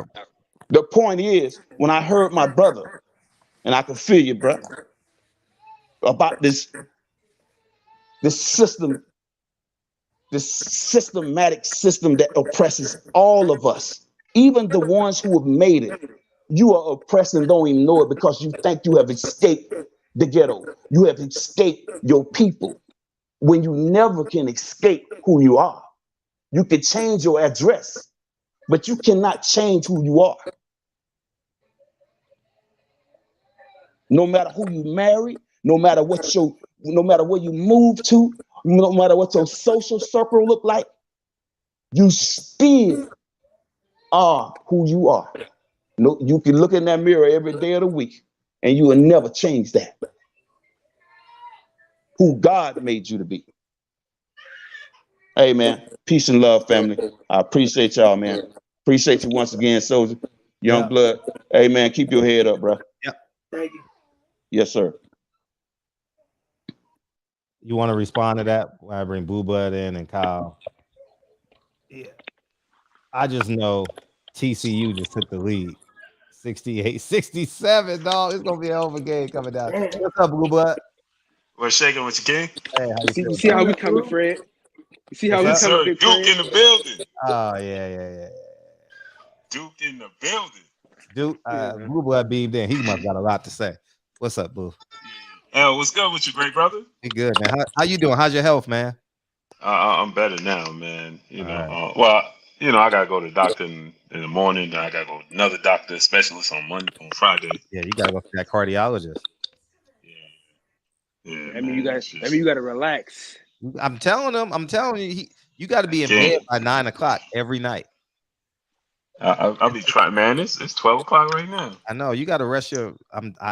People got mad at me. I don't know if you saw that episode. I was yelling at you. Did you hear? Did you watch that? Nah, Yeah. I ain't was see yelling at you. Niggas got mad in the chat. I was like, y'all go over there and super chat Blue Blood and tell him to go to bed. That's what y'all need to do.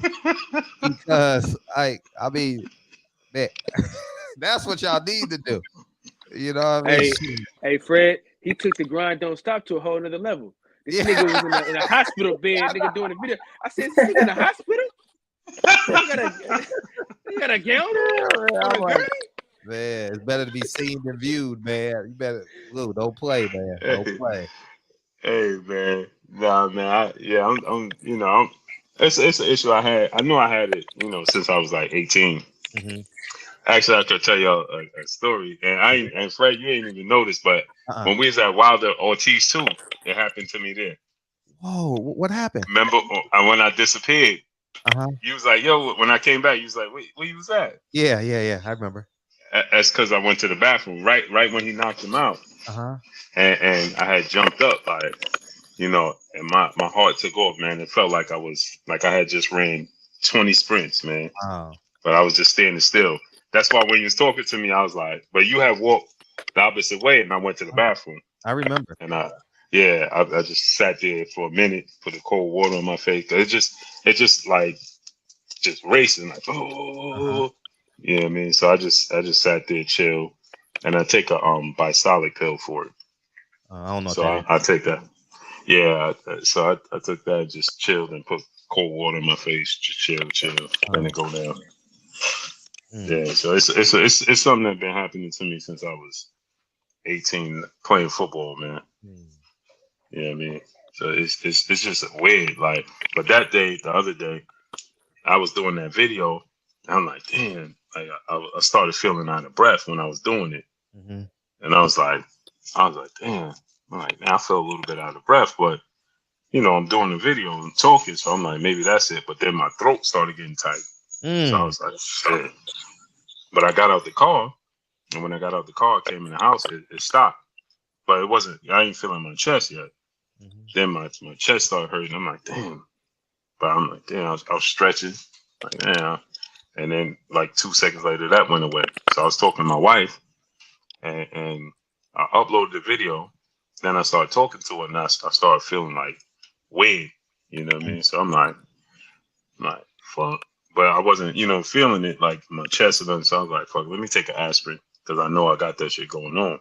So I took an aspirin and came downstairs. She was like, I was going to go to the barbershop. I walked outside.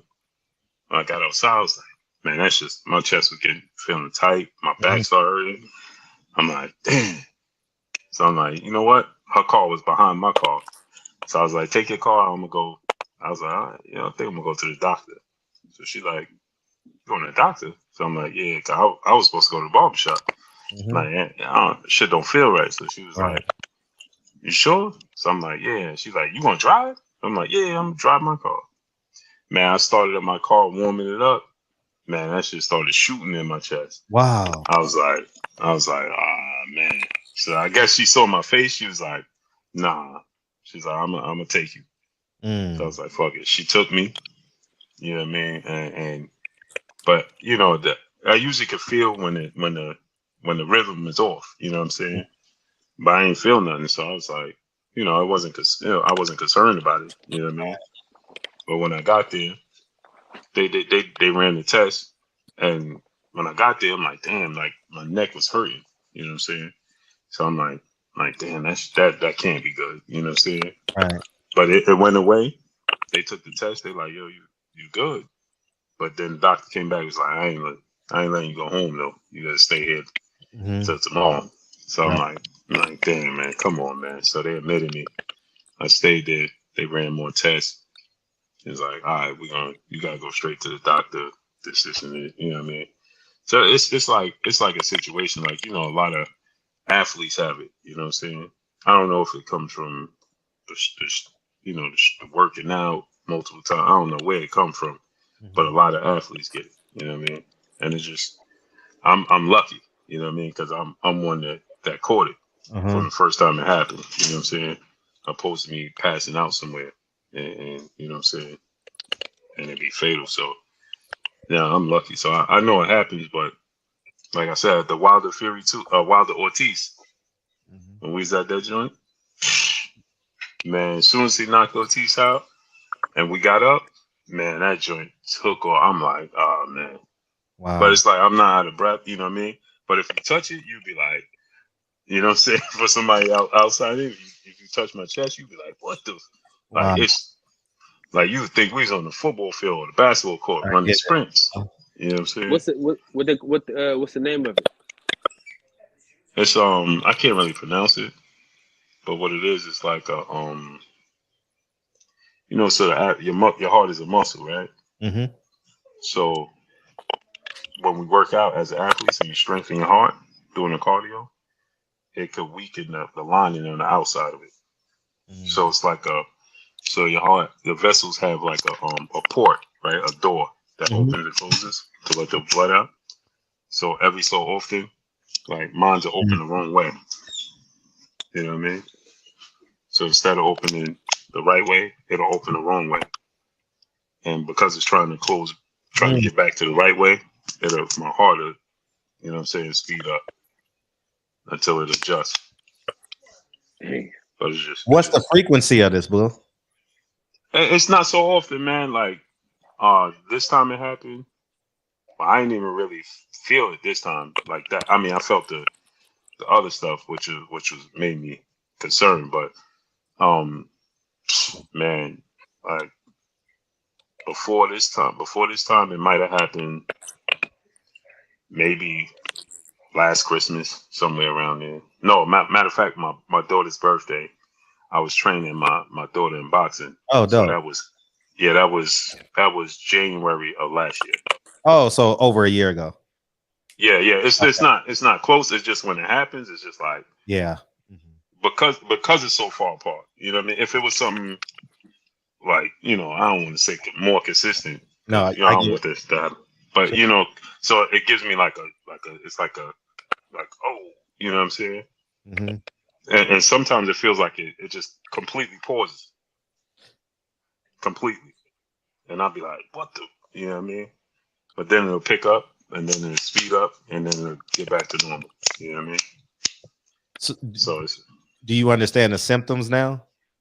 Yeah, like Okay. caffeine. I stay away. Caffeine, you know what I mean, is one No, thing like I get no, that. like physical symptoms. Like, do you know when it's Oh, coming? what causes it? So you can get to the. Nah, it don't. I don't get no warning. It just happens. Oh, okay, got it. That's what's horrible about it. Like, but I know like foods and drinks and things like that that make it more frequent, like caffeine. That's why I don't eat chocolate. I don't drink coffee. You know what I mean? I drink decaffeinated teas. You know what I mean? You know, sodas. I don't. You know, every now and then I drink ginger ale, but mostly water. I don't drink you know, like energy drinks and things that I stay away from all that. I ain't eat red meat since '97. Since the first time it happened. Fried foods I do far few in between. Yeah, so I just stay away from anything that's going wings. But you see, like even when I have the wings, I don't indulge. Like I'll just, you know what I'm saying?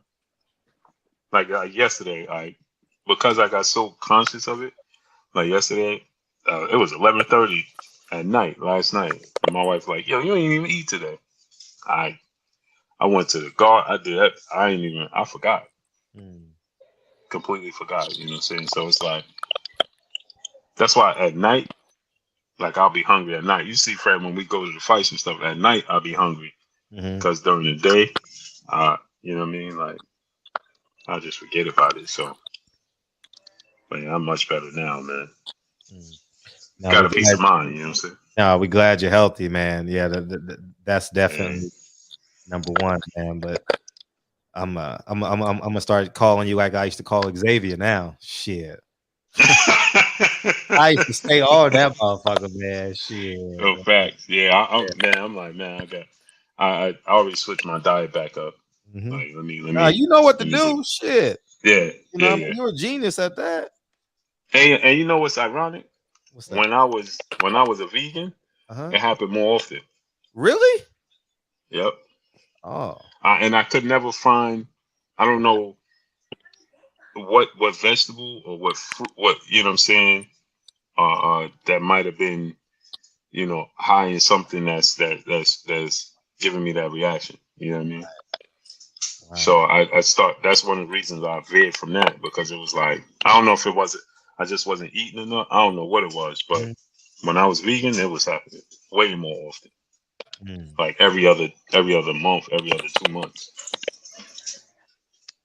which is just far too many times. You know what I mean? And the crazy part about it feel like it'll be like 1 second, 2 seconds it happened, but man, that shit feel like 10 minutes, man. I bet. Wow. It feel like 10 minutes, man. So yeah, man. But yeah, so I just wanted to touch on this situation with Devin Haney with y'all, man. Yeah. So my thing is this, right? Like I understand where y'all coming from, right? But I look at it from the flip side with him, right? Right.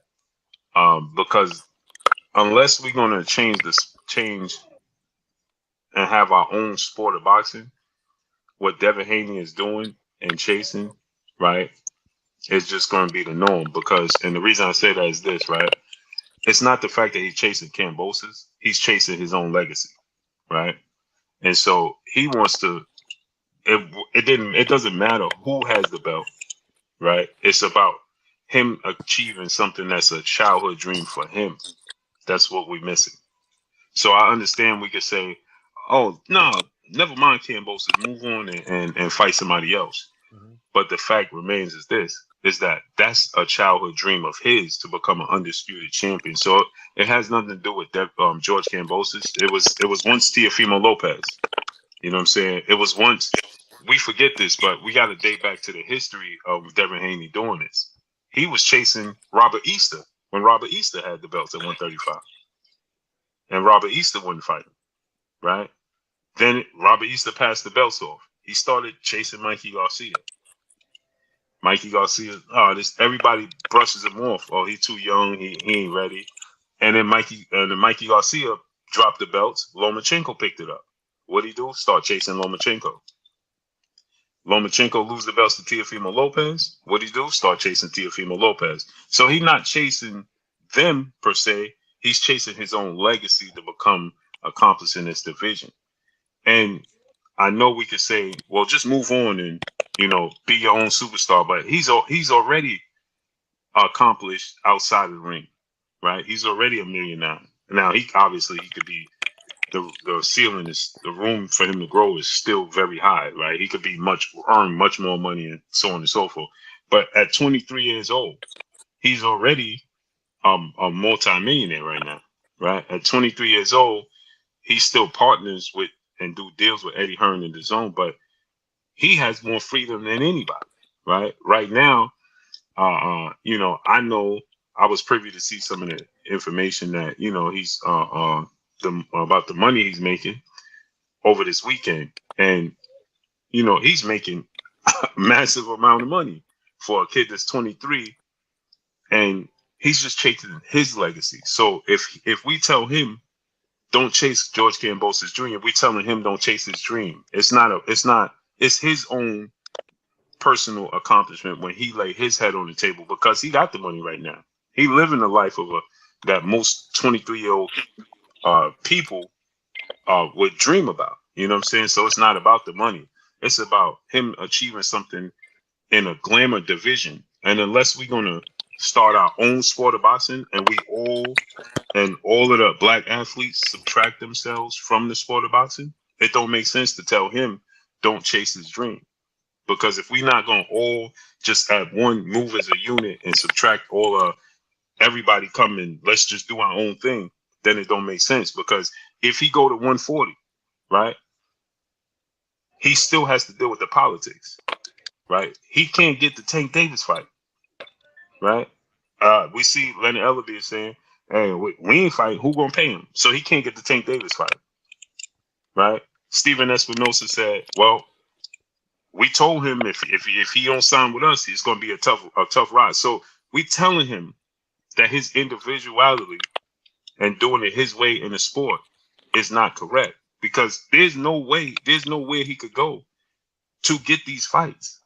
He can't get the Teofimo Lopez fight. He couldn't get it doesn't have to do it with George Kambosos. He couldn't get the fight. He can't get the fight with Tank, with Floyd Mayweather. He can't get the fight with them. He can't get the fight with Top Rank. So if he moved out of 135, what is he going to do at 140? He still got to go through all of these promotional companies, right? Josh Taylor's with Top Rank. You see what I'm saying? So he's still going to have to deal with them. And Bob Arum already said, well, this dude signed with the wrong promotional company, so they ain't trying to give him fights. So, and he goes to 140. Jose Ramirez, he got to fight. He got to go through Top Rank to get the Jose Ramirez fight, right? And right now, Lou DiBella and George Kambosos Jr., what they trying to do is get their own deal, right? They trying to get their own network deal, because Lou DiBella don't have a network, a platform. So Devin Haney's getting the runaround no matter which way he go. So when we tell him, hey, stop chasing George Kambosos, man, do your own thing. There's no such thing as him doing his own thing, unless he's leaving the sport of boxing. Because this shit is controlled by four corners. It's four corners controlling the sport. He got Top Rank, he got PBC, and that's pretty much it, right? Because he already deal with Eddie Hearn, right? Or talking about Frank Warren in the UK. He don't have nowhere to go. There's nowhere for him to go for us to say, oh, man, leave George Kambosos. And that's telling him to leave his dream alone of looking to accomplish to become undisputed at lightweight. It's not about chasing George Kambosos. It's about chasing those belts and his own legacy. He's chasing his own tail. He's not chasing them. Like I said, we got to date back to history. When Robert Easter was the champion, he was trying to fight Robert Easter. When Robert Easter lost to Mikey Garcia, he was trying to fight Mikey Garcia. He couldn't get none of these fights. When Mikey Garcia dropped the belts, moved up to fight Errol Lomachenko, he was supposed to fight Luke Campbell for that belt. So, Blue Blood, would it be fair to say that he's being blackballed? For sure. No, and no. I think, and I'm gonna say this, right? He's being blackballed because he's doing what we say. because he's doing it. He's not fully 100% doing it on his own, but he's doing things on his own. And because he's doing things on his own, like, look, Stephen Espinosa, if you ain't with us, you're gonna have a hard time. What are you telling me? You ain't trying to help me out. Bob Arum, if you don't sign, he signed with the wrong promotional company. That's not my fault. We ain't dealing with him. They telling us they don't have no interest in dealing with him. Period. Lou DiBella immediately after he fought. Now let's just think about this. They didn't even start to do business with Bill, Dev, and Eddie Hearn. Just 2 days after George came up, that Monday or Tuesday, after George beat Teofimo, he's on the Boxing Voice with Ness. And the first thing Lou DiBella says is, "Oh, we ain't dealing with Devin Haney. He an email champion." That's the first. You ain't even start to talk to him. You ain't even begin to negotiate. You're telling us right out the gate you have no interest in dealing with this dude, and the way he. But I guarantee you, if Devin Haney turned around and said, "I'm gonna sign with them," oh, everybody be everybody be open arms to sign with him. Now, shouldn't this serve as an example for all other black fighters that this could possibly be them in the same position? Oh, facts. But but it's like Fred. Like, see, so what Fred said to me make a whole lot of sense. But I looked at it different in what Fred said. Right? Mike Tyson and Floyd Mayweather in that position of power, right, or influence. Those dudes need to be backing Devin Haney, regardless if he signed to you or not. Right? Because we know how to. So, like you said, it serves as a. To me. It serves as a warning to everybody else. We ain't gonna have nobody else is gonna be Floyd Mayweather. That's not gonna happen again. We ain't letting that happen again. So to be honest, now Floyd won with the ball because he was in a position to really take the game to a whole nother level and really get some real ownership. But he fumbled that play though. Because I looked at it like this. When Floyd got out the game, I said, Floyd got the game in a chokehold right now and really don't even know it. But I said, once Floyd is no longer a money owner and he's not needed in the sport no more, they're going to make sure that there'll never be another black man who would think that they'll be having this much control over the game. But see, I don't think Floyd understood how much power he truly had because he was kind of looking at it from a selfish angle. He was just like, I'm going to just get mine and run. But in all reality, look at the power that he was able to garner just from the moves that he made because he was a big money earner.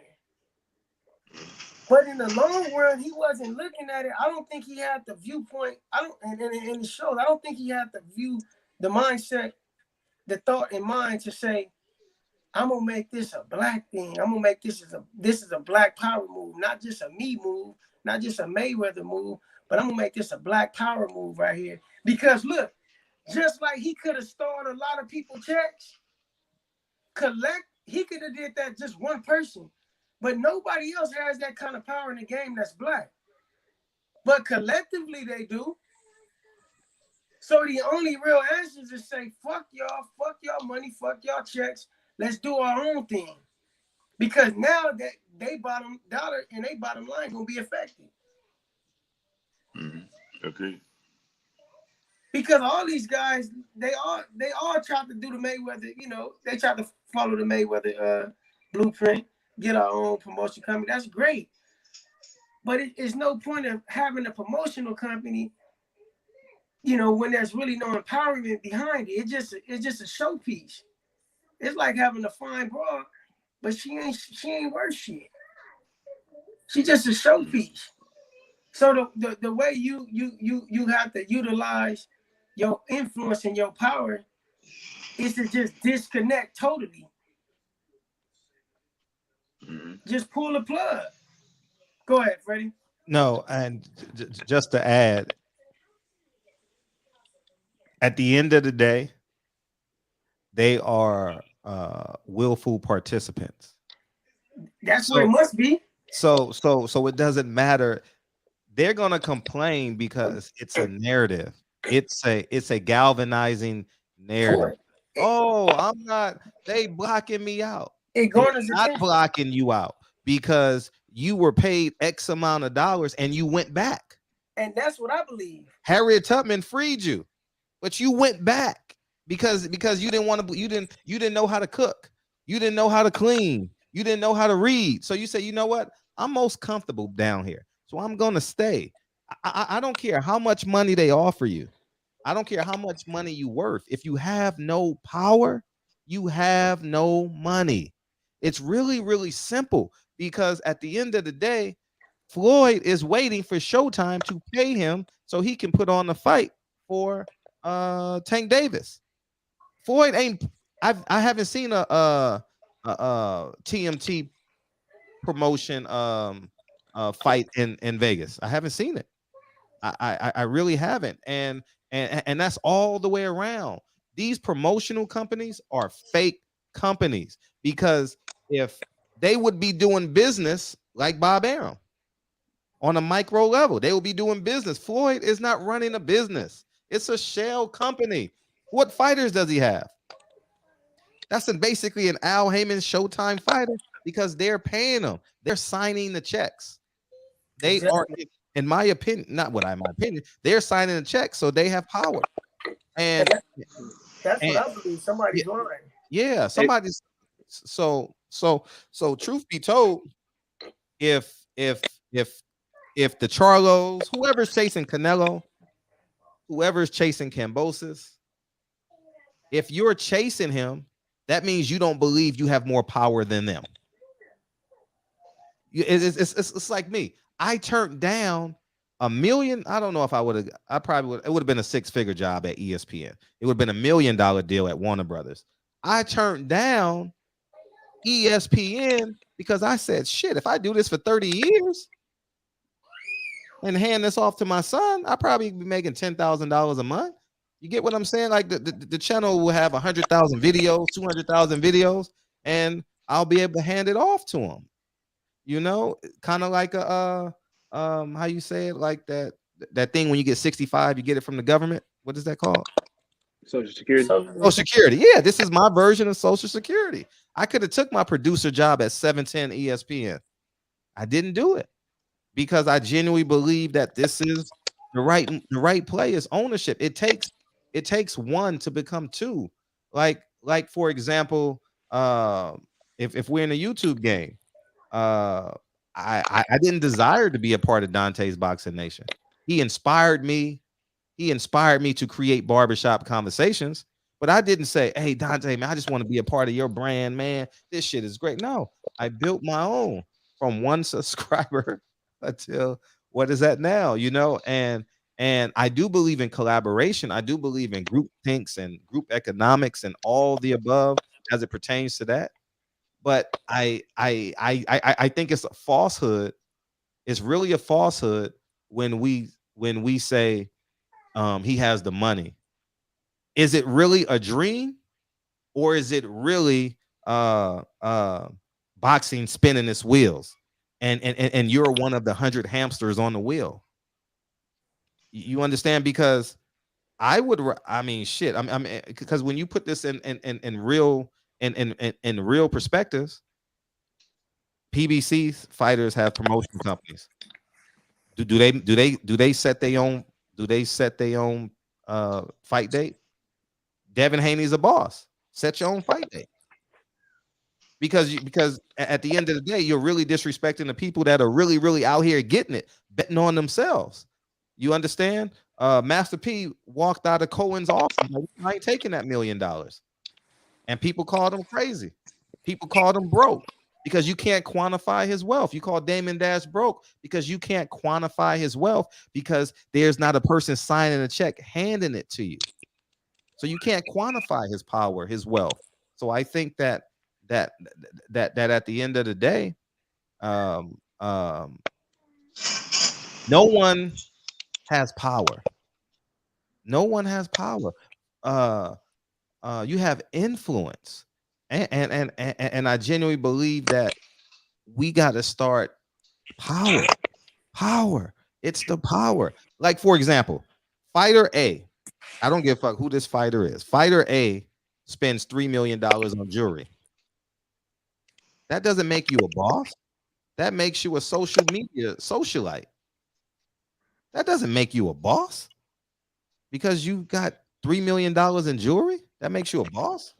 No, show me the checks you're signing. Show me the money that you're building. Show me that something you can quantify. And I think that we have determined that the more diamonds you have, the more power you have. The more tangible diamonds you have, the more power you have. And I think that's really a falsehood, you know. Y'all want to respond? Champion Heart want to jump in, but go ahead. I think we talked about this the other day on the channel. At this point, Devin Haney can do what Jake Paul has done. He has fighters. He could take his product to Showtime to get fights. You know what I'm saying? Like, now he's in a position to have his own promotional company. He could do what the King's promotions do. You know what I'm saying? On a lower scale. But see, the thing is, we want everything so big that we don't want to take. We don't want people to say, "Oh man, that nigga broke. He fighting low level." You know what I'm saying? It's not a major production. See, that's the problem, man. I think if we just take a step back and just let me get this shit from the bottom and work my way up to that, and I'll be in control of what's going on. So Floyd Mayweather, he dropped the ball because he had all the power, but he never had the power though. If you think about it, he really never had the power. Never. The person that had the power has always been Al Heyman, because Al Heyman is the person that got him out that contract with Bob Arum. So it wasn't like he just and paid his taxes. And paid his taxes. Yes, I mean, I'm gonna let you talk. So he leveraged his influence for power. You understand? Like, he leveraged it, and that's the reality of it. He just missed the whole he missed the whole play. He missed the whole play because he was thinking about self. You know, like a conscious man would have been like, okay, I needed some financial help. I got it. But why did they help me financially? Oh, I'm the greatest talent this sport has ever seen. And I'm going to be able to generate a whole lot of money for a whole lot of wealthy businessmen. Okay, how can I be like them? See, when that's the difference between a lot of people who get opportunities and just people who end up staying broke. Sometimes people just don't get introduced to the opportunity to be around these different business minds and these different businessmen to really be able to flourish. You understand what I'm saying? When you get in that circle, when you step in that room, you are supposed to be able to generate some. You've been allowed and allotted a time, an opportunity to be in that room for some specific reason that you can be a benefit to these ones that's in the room. But now you have to draw off that same line of thinking that they use you for. You have to be able to use them as well. Like, it's supposed to be an exchange. You know, like I always say, energy works best when it's reciprocated. Like, nobody wants to be used in this life, but I want to be used because I need something. If you use me, believe me, there's a reason that you can use me, and I'm gonna make sure that I can benefit from you and use you as well. You know, like we mentioned, Floyd just missed the whole thinking about self. He missed that whole opportunity, and it really was a blessing to those powers that exist in the game, because they said Floyd missed it, but it might just be a nigga that just may be smart enough not to miss it. So we're gonna make sure that this nigga never exists. Yeah. Nip this shit in the bud quick. I'm sorry. Go ahead, Kyle. No, but it considered that in the thing about it is, bro. But now, if we talking now, you can't block it now, though. That's what the fighters got to understand. They can't block you anymore. there's so many different outlets for you to go to where you can do it yourself. You know what I mean? Like, Definitely. but people can't be afraid to put their own money up. You know what I'm saying? That's the Exactly. whole thing. That's it right there. People are afraid to lose that money. Like people gotta understand. Like you're gonna lose a lot of money. You're gonna lose a lot of time. But at the end of the day, you're gonna be more fulfilled because you don't have nobody to tell you what to do. Like when I go to work, some motherfucker telling me what to do. When I get on my YouTube channel, you can't tell me shit. This is my shit. I do what the fuck I want to do on this YouTube channel. But when I go to work, I can't just snatch. I can't just snatch a nigga up because he's talking crazy. I gotta have some calls too. You know what I'm saying? So my thing is, dog, if you got the money, just put the money up. Because if you come to the network with the money, and you say, man, look, I pay for everything. I just need a partnership. I got the money to pay the fighters. I got the money to put on the production. I just need y'all platform. Then it's like, oh shit, he coming with something to the table. So now we can't really fuck him over like we can do somebody else. Because if you look at Floyd, man, nobody's in the crowd. Nobody's in the crowd at all, dude. It's like you can pretty much walk up, sit right next to the ring at them Sam Club fights. You the biggest fighter ever. You mean to tell me if you couldn't put your money up and put on a great fucking a great card, a great show? Where's that interference coming from? Oh, that was L. But Yeah. go ahead, finish. Yeah, it's like, Go dude, ahead. you could put on one of the greatest shows that we've ever seen, boxing matches we've ever seen, because you got the money to do so. Ain't nobody really making that much money, bro. If you think about it, people only making a million, million and a half, 2 million, 5 million. He made that in one fight. You telling me you couldn't put Earl Spence on the card yourself? He lost it, man. He dropped the ball. Totally dropped the ball. Blue, you want to respond? Yeah, that's a good point. I agree with that. Yeah, Blue, you want to respond to No, that before that's a before I ask you something? Go ahead, Blue. Respond to that, and then I'll ask you what I need to ask you. yeah. No, that was that's a great point, man. I've been saying that, man, and you know, then he passed that opportunity to Canelo Alvarez. You know what I'm Right, saying? How many fighters he could have directly passed the baton at that point in time, at the height of his career? right. You know, even today's time, like I said, and Fred, you know, that make a lot of sense to me, man, because he don't have what we think he have, because I think that maybe he's hesitant to think that they're gonna take it off his table. You know what I mean? And or like Fred said, they still ain't feeding him everything that he's supposed to get. And you look at it, right? I was saying this. The attention he still garners. Imagine if he put on the card, right? And put Tank and Dev and Boots on his undercard. You know, and they could, you know, if he got the money that they say, then you could put up the purses. Like, how many fighters is really making over $1.5 million? That's I all mean, I'm this saying. dude, he got, how much is the, and this is what Leonard Ellerby got mad at me for saying, right? Because his watch is what? It was like $10 million watch or something like that. That watch, Leonard Ellerby whatever. got a $10 million watch? Oh no, No, Floyd. Floyd. Oh, Yeah, $16 million watch. No, 18 16 million. 18 million, right? You talking about the one with all the diamonds and look like a chandelier? Yeah. Yeah, yeah. $100, So imagine this, right? You could take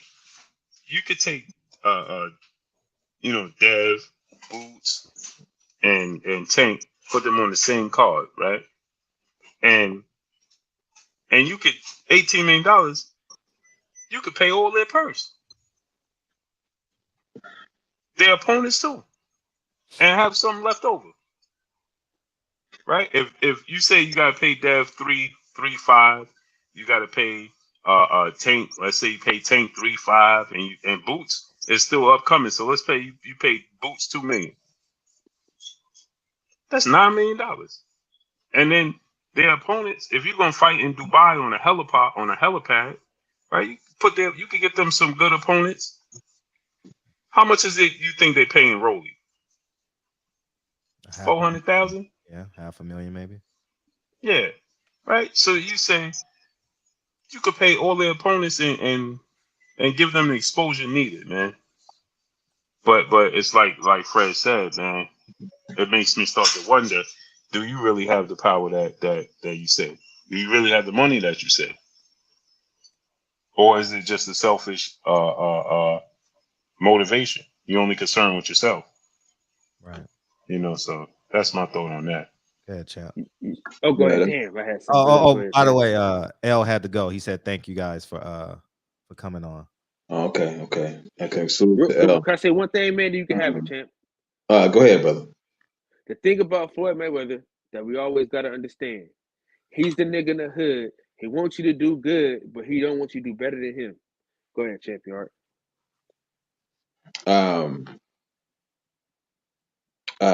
Yeah, that's I think that I kind of related to football, that the fighters don't recognize the power that they have, just like the NFL players don't recognize the power that they have. Blue, you and I were talking in the chat, man. I wanted to ask you this because I said that they got Haney jumping through these hoops for this fight, and you were saying that they had Kambosos and not Telefino. Shit. What's Loma? his name? Loma. Lomachenko? Yeah, Loma. And my question was, if that's the case, then why are they allowing Kambosos to look for every other option as opposed to fighting Haney? You know what I'm saying? Lomo's at war.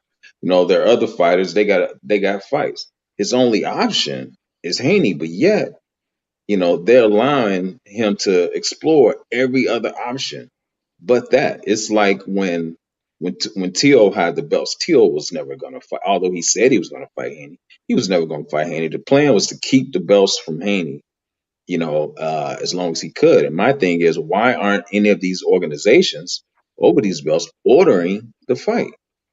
Money. You know what I'm saying? Like they did with Crawford and Sean. You know what I'm saying? Why aren't they ordering it? Okay, the WBO ain't gonna order it because they friends with Bob Arum. The WBC ain't gonna order it because they friends with Bob Arum.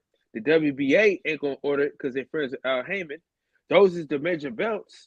The IBF, I don't really know about the IBF. I can't really tell you about that. But I know them three, he ain't getting them three. That's for damn sure. And Mauricio Sulaiman already told you he ain't getting that goddamn belt. Because every time he get a chance to give him some respect, he say, "Oh no, he ain't the champion. It's Kambosos. Oh, it's Lomachenko." So Okay, so the plan is to keep the belts away from Haney. So Wait. Well, yeah, let me answer you, champion. What you was asking me was, what I was saying was that they got to jump through the hoops too, right? Kambosos, Lomachenko, right? Lomachenko got his team, Egas Clagas, and his team are not going to allow him to be. They whatever they got going on, they got pulled, right? They getting their fighters the opportunities, right? George Kambosos Jr. He's going in whatever direction he's being told to go into, right? I don't believe for a second that George Kambosos Jr. is just solely just saying, let me avoid this fight with Devin Haney. I think that George Kambosos Jr. is in a position where Lou DiBella is saying, we going over here, we going over here. You understand what I'm saying? He don't have much say so of who he gonna fight and where he gonna fight. You know what I'm saying? And I don't believe that none of these other fighters, they all say this, but they don't have that. They don't have that pull. You see what I'm saying? They all going the direction that the networks and the promoters tell them they got to go into. I see. The problem that I have is if you're going to see the thing that this is my problem. If it's me, you, Fred, or Kai talking to these fighters, right? They'll tell us how much of a boss they are. Right.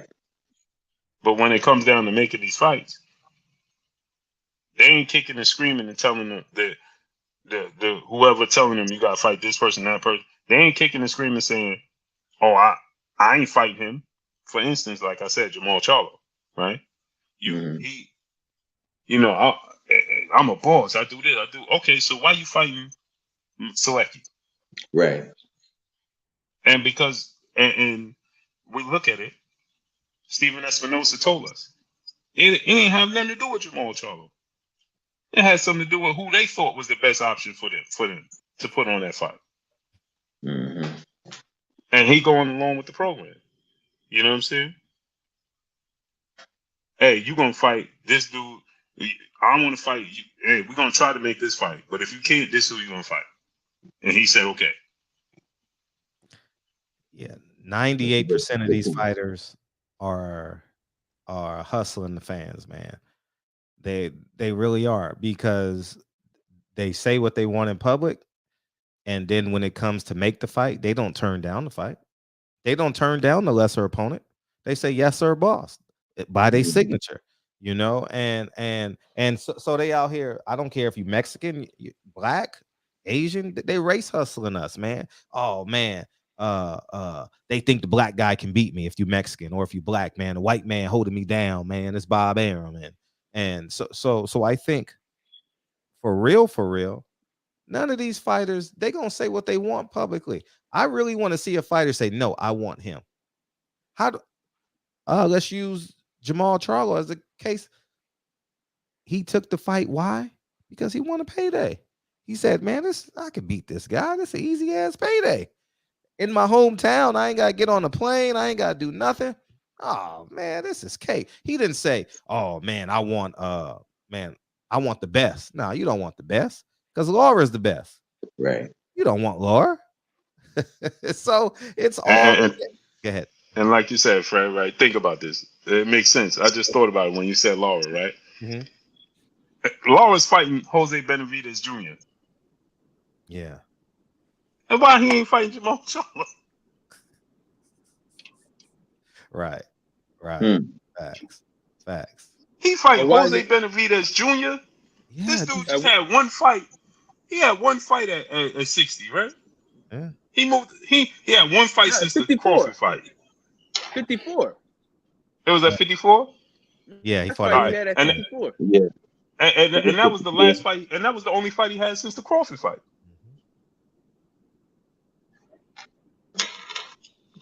Come on, man. What up, Fred? Hey, what's up, Max? What's going on, man?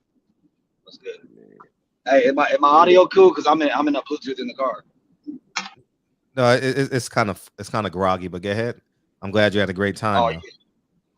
Oh yeah, I was in the city, man. I tore that motherfucker up. So you hear my voice all fucked up from the concert and shit. But I know. Yeah. What up, champ? What you cooking, man? What's going on, brother? I got something coming out Tuesday, man. It's gonna be pretty good. We can't wait. Yeah. Hey, Kyle, we still got that $5 bet that fight gonna happen this year, right? What fight is that, sir? Haney Kambosos. I'll make it 10. All right, double down. We got it. Let's get it. That shit ain't happening. Listen. Listen, listen, man. I am a man that only bets when 90% sure of some shit. Boy, I'm 98. I'm 98%. That shit ain't happening. I can listen. Listen. In the words of the great philosopher, hell no. In the words of Charles Barkley, I guarantee. I almost called him a great philosopher. I almost called him a great philosopher. Boy, I had to catch myself. Hell no. Yeah, that shit ain't happening. I was just gonna tap in with y'all, man. I've been watching y'all. I'm driving to Sacramento right now from LA. So safe travels. Yeah. All right, be careful, man. Yeah, I'm gonna get with y'all in the section. All right. Later. All right, y'all have a good one. Peace. Kyle, I ain't gonna be there tonight. Right. But yeah, man, it's they trick us, man. They trick us because listen, I don't care if you're Bob Arum, Eddie Hearn, Al Heyman. They say what they want publicly, but they sit and wait for a check. Like, hey, so for example, they say like, since the topic is Devin Haney, they say everything but fight me. But Devin Haney is going to fight a former Mexican champion, a Latino fighter. He's not going to say, no. I want Frank Martin. How are we gonna get Frank Martin in here? Oh, I want whoever else is on par with him. No, he's gonna take the check. And then you know what they're gonna say? Well, that's what they told me to fight. That's basically what it boils down to, man. And the same can be said. I don't want to just pigeonhole Devin Haney. Let's talk about Jamal Charlo. The same situation. Everyone got their own alliances, man. They want the level of comfortability, man. They want the level of comfortability. They don't want the challenge, man. They gonna say it publicly, but they gonna sign their name on the dotted line for that level of comfort. You know, I don't sign my name for free tickets anymore to fights, because that's basically saying, oh, I'm in the line with what they're doing. I'd rather pay my own way if I choose to go to a fight. If I don't want to be a part of that ruckus any longer. And I think that's so essential. I think no one is the boss that they say they are in boxing. No one, because everyone's waiting on a fight date. I've never seen a fighter put on his own fight at that level. I haven't seen it. In the decade I've been doing this, I haven't seen it. I haven't seen a fighter say, fuck, you ain't gonna give me a fight date, I'm gonna do it myself. We have one. You'll see it on the lower levels, but you won't see it on the high levels. What'd you say, Kyle? Roy Jones might be the only one. Yeah, Roy Jones. Yeah, Roy Jones. But he didn't get the WBO fight, so it could be the same. It could be held. Yeah, Shane Mosley did it with Mayorga, but that was out of his prime. If he would have did it in his prime, right, it would have been a whole lot different. And it's just gonna be the same song, man. The retired fighters are gonna say boxing is unfair, and the boxers in their prime are gonna ignore them. And then when they come on the B side, they're gonna be like, man, it's unfair, man. It's unfair, man. It's unfair. That's the truth. How much money do you need to be independent? Like, what's the magic number? If Devin Haney is the highest, because for real, if Devin Haney is the highest paid 135-pound guy, that's more of a problem. I mean, he got more influence, more power. If Jamal Charlo saying he's making the money he's making, that's more. You're a bigger part of the problem.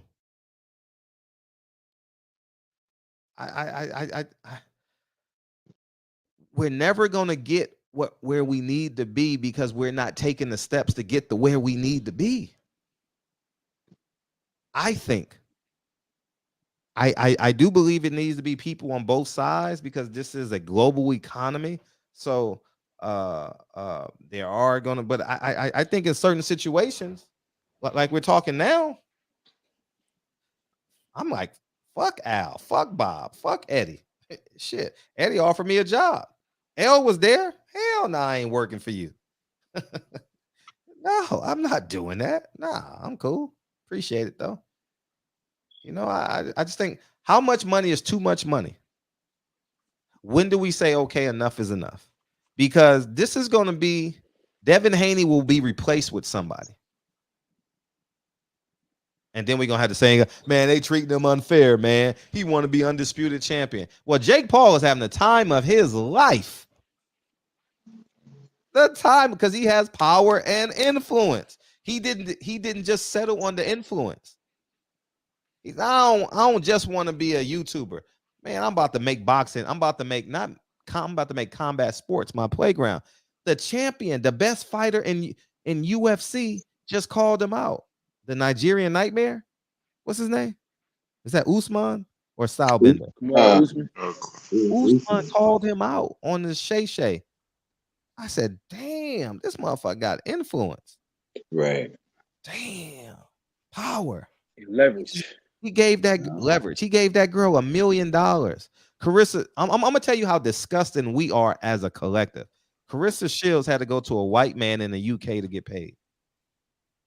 Put that in perspective. Agreed, and I said that. Agreed. Every fighter is accountable for that. Every Al Heyman and every black fighter is accountable for that. She had to go over there to get paid. Agreed. Yeah, that's what's even worse. What's even worse with Carissa Shields is I said this too. She called everybody her brother. Which one of them is putting her on the undercard? Not one.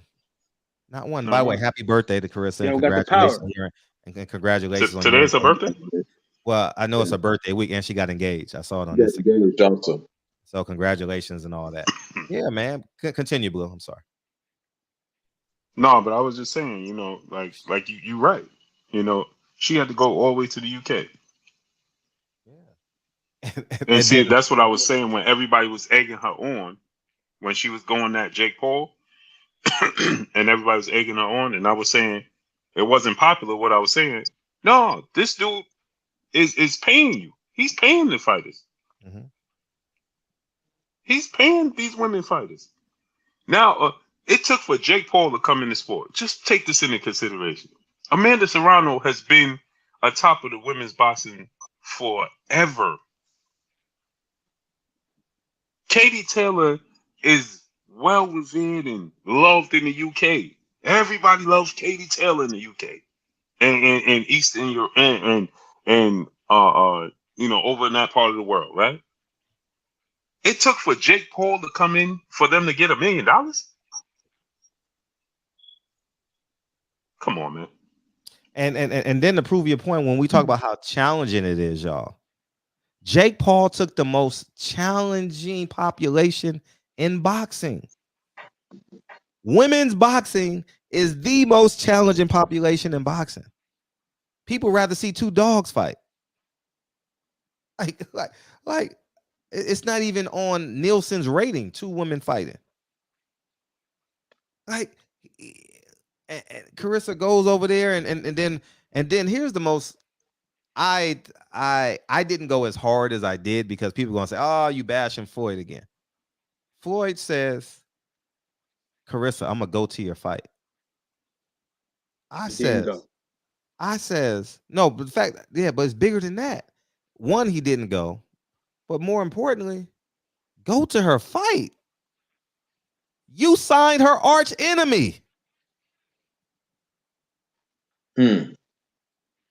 You didn't sign Carissa out the Olympics. You signed Savannah Marshall. I'm gonna go to your fight. I wouldn't have took that invitation. You're not about to spit in my face. I don't need a backhanded compliment. But like you said, right, yeah. Frank? Mm-hmm. He didn't even show up. He didn't even show. He said he was going, right? Didn't even show up, right? Yeah. He gave her all these praises. That's what I'm saying. Like, you know, it's just he's just full of shit, man. Like, as a person, as a boxer, he's the greatest boxer I've ever seen. But as a person, I mean, just full of straight dog shit, man. I mean, bro, just full of dog shit, man. It's pretty sad. Yeah, that's basically Floyd saying, "Go ask your stepfather." Imagine, go ask your stepfather for the money. I didn't even think about that. God, I'm gonna go to the game. I'm gonna go to the game and root you on, but I'm not buying you shoes. Go ask your stepfather. And didn't even show up. Didn't even show up. But Carissa's not. And then the thing about it too, you give her all these praise. He gave Lubin all this praise, and he gave Boots all this praise, and oh man, stop! You know, why we looking at Canelo and this and this and this, but then what are you doing to help them? We should be focusing on. We should be focusing on Lubin. We should be focusing on Boots, and we should. Okay, so what are we doing to help them? More importantly, What is Floyd Mayweather doing to promote Gervonta Tank Davis when Tank ain't fighting? And to interject to substantiate our claims, when Floyd does interviews, he says he wants to do all these things that we're speaking of. So when people in the chat said, I saw you, KJ, what does he do? I'm holding him to his word. I'm holding him to the person he said he is. If I would have been in the 60s, I would have been better than Muhammad Ali. Huh?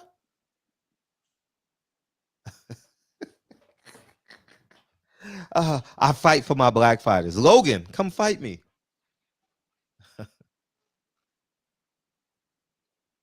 So the man, all he wants is promotion. That's all he give a fuck about. You know what I'm saying? He don't give a damn about what goes on with these fighters, man. Because you would put them on. You would put them on. If you got Hey, I just wanted to switch gears real quick. I almost forgot to ask Fred, but I want to ask Fred what you thought about what I know you had him on the show a couple of times, Christopher Lovejoy. And now he's a manager, and he's managing Crip Mac. Did you see that? Craig Mack? No, Crip Mac. Oh, Crip Mack. Yeah, that shit's funny. I actually called him. That's funny. We actually talked last week. And because as soon as I saw that, I thought about you. I said, "Yo, I gotta ask Fred about that." Yeah. And Christopher Lovejoy knows my stance on it. Our kids go to the same school, and so he and I communicate, and he knows where I stand on it. And so I reached out to him. I said, "Oh, Crip Mac got a fight, right?" I said, "Man, we need to do something in the community because I was like, what's Crip Mac going to do? How is Crip Mac going to save? So let's say his name is Michael. What's Crip Mac going to do to save Michael? Because Crip Mac got to die.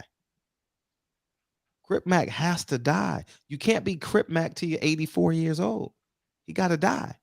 And so I reached out to him and we spoke, and he knows I think gang banging is like the most self-inflicting, the dumbest, most self-inflicting wound that we can place upon each other. And so I said, we got to do something in the community. So we're in the midst of planning that. I don't know how it's going to work out. We haven't gone back and forth yet, but yeah, that shit is funny, right? The way he be talking this shit. Yeah, Because as soon as I saw that, right, I said, I thought, right, as soon as because I ain't even, it came across my feed, right? I had just ended the stream, and then it came up, and when it came up, I clicked on it, and he's like, I saw Crip Mac told me, my new manager, this, and this, and I saw it's Chris Lovejoy, and I fell off my chair, man. Yeah, that's funny. That's funny. I said, yo, Frank got to bring up, Yeah, they gonna come man. on. Yeah, they gonna come on. You got to, man, because I think, and the reason I thought about it was hilarious to me, but on the flip side, is because I looked at it and I'm like, I think that on the outside, on the show, and because of whatever reason, I never, I only visited LA. You grew up there, but you got the Harlem and New York, right? So I mean Harlem and LA. So I never grew up there, but it seemed like to me you would be the perfect person because I feel like he's on the cusp, or he wants to, right? He wants to do something different, but it's like he's a man. He's he can't help himself, right? Right, he can't. That's all he knows. Right. And so I think I'm like, man, when I saw Chris Lovejoy, I'm like, man, I thought about, and that's crazy that you said that you already started planning, because that's where my mind went. We actually spoke last Sunday. Actually, I spoke to both of them. They were in the car together, and it's a passion of mine to want to kill that gang banging narrative, because the gang banging, there's a gang banging narrative that is cool. It's not cool. It sets you up for death. It's cases or caskets. Those are the only two options of gang banging. And I really, really want to put a dent into that. I've never been a fan, because gang banging, really disrupted my childhood, man. I never was bullied or anything like that, but I'm just saying the steps I had to go to survive. You know, I never was bullied, never was threatened by gang members or nothing like that. But I know I had to do certain things to stay out of the way of gangbangers. I knew I had to be home by 5. I knew I couldn't wear oversized khakis. I couldn't wear house shoes. I couldn't wear this color if I had to walk home, you know. And uh, I think gangbanging. I think we just got to destroy that narrative. We got to really hone in on destroying that narrative. And I talk to gangbangers damn near every single day when I'm going to my properties and stuff. And I tell them, they know I'm anti-gang. Like, fuck that shit. Like, nah, man, you just wake up. You just woke up. You gonna rob somebody? Like, you just woke up. You just gonna rob somebody, right? You know. And I just want to indent that gap. You know what I mean? Indent, like, just put a huge hole in that gap and change the narrative. And then maybe 2 people will start saying, and then 4 people, and then, you know, because gangs that is a self-inflicted wound that we celebrate. Like I always like we were in here the other day. I says, I've never called Freeway Rick Ross great. I'm using him as the example, right? Like, I've never called him great. I wouldn't call Tukey Williams great. I wouldn't call BMF guy great. I wouldn't do it. I respect you, but I got to see the work that you've done after. Like you gotta put in like so much work. You know what I mean? Like, it's you're capable of being great. I'm not shortchanging him that. You know, you're more than capable, and I want you to be great. But you owe this community so much, you know, and it just can't be. It can't be a sub note. Like, it can't be like a, you know, you put at the bottom of the page like the asterisk and stuff. Nah, you really gotta put in work. You know, and uh um it's whew, it's we're so damaging to us because it's acceptable. Like, it's cool to be a drug dealer, but you're a cornball or going to be a carpenter. You gonna get that dumbass job. You gonna make that. Remember in Paid in Full when the guy was at the The cleaners? laundromats. Yeah, the Yeah. laundromat, the cleaner. Yeah, like, That's funny, right? Because I just was in Harlem on Friday, oh, and dope. I talked to somebody that's really close to that situation, Oh really yeah, close, sure. and AZ and you know, because a lot of people don't really know that, you know, he allowed himself, he was that cornball, right, and he Mm, allowed himself to jump in that fast lane money, mm, but wow. then on the flip side, he immediately the cornball came back. You know what Mm, I'm saying? Once he got assaulted, the cornball in him, because who you really are is who you really are. You know what I Right. mean? Right. And just because he jumped in that lane and made millions upon millions of dollars, and I was just, you know, with some, I don't want to say his name because, you know, he liked to keep a low profile, but I was just with him, and me, him, and Mickey Bay. We mm. just went out and we went to Harlem. We spent the whole Friday in Harlem, and Oh, you know, yeah, because you know that's my family. You know, it's a lot of ties there. But he was explaining, you know, he was a cornball and he jumped in that lane, but he was it wasn't his speed limit. That's not his lane. And so once everything came to a head, he had to go. He went back to what's naturally him, and you know, once that happened, once he was assaulted, you know, he told the cops it was this, and this person. You know what I'm saying? Because that's the natural cornball in you. You know what I mean? You're not that guy that's gonna say, "Nah, I don't know who did it," and go pay them a Right. visit. You know what I'm saying? Right. And now look, he owned cleaners. He did what he said. You know what I mean? But yeah, you man, I just and you know the gang stuff here in New York, man, it's thick, man. It's thick. It's heavy, especially in Brooklyn right now. Mm. Oh It's man, nationwide. It's yeah, nationwide, man, and we got all these innocent people being victims, and I'm not talking about just direct victims, but like a person like me, you know, and it's like, and I don't know if y'all know, but we got these dudes. I don't know if y'all heard about it.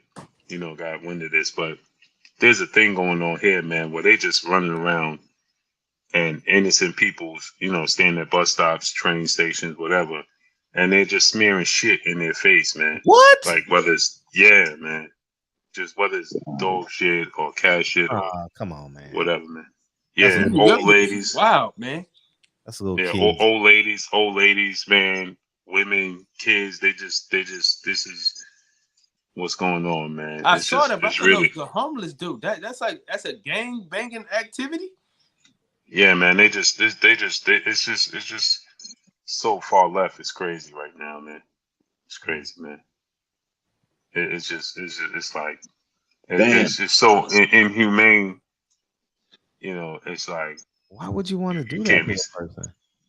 I And it's like my dude, thing is this, right? Like, how do you? What's what where we have mental issues are deep, man. Like to get up and say I'm a first of all to kill one another is so far left to me. You know what I'm saying? Especially like see I look at LA and I'm like, man, y'all kill each other for a color. You know what I'm saying? Like color, really? Right. You know what I mean? And then it's even worse to me here because I look at the dudes here and I'm saying, you know, by my my wife's mother's church, by over there, they got, and this is New York. Hey man, it got to be 300 Grape Street Crips over there, man. In New York?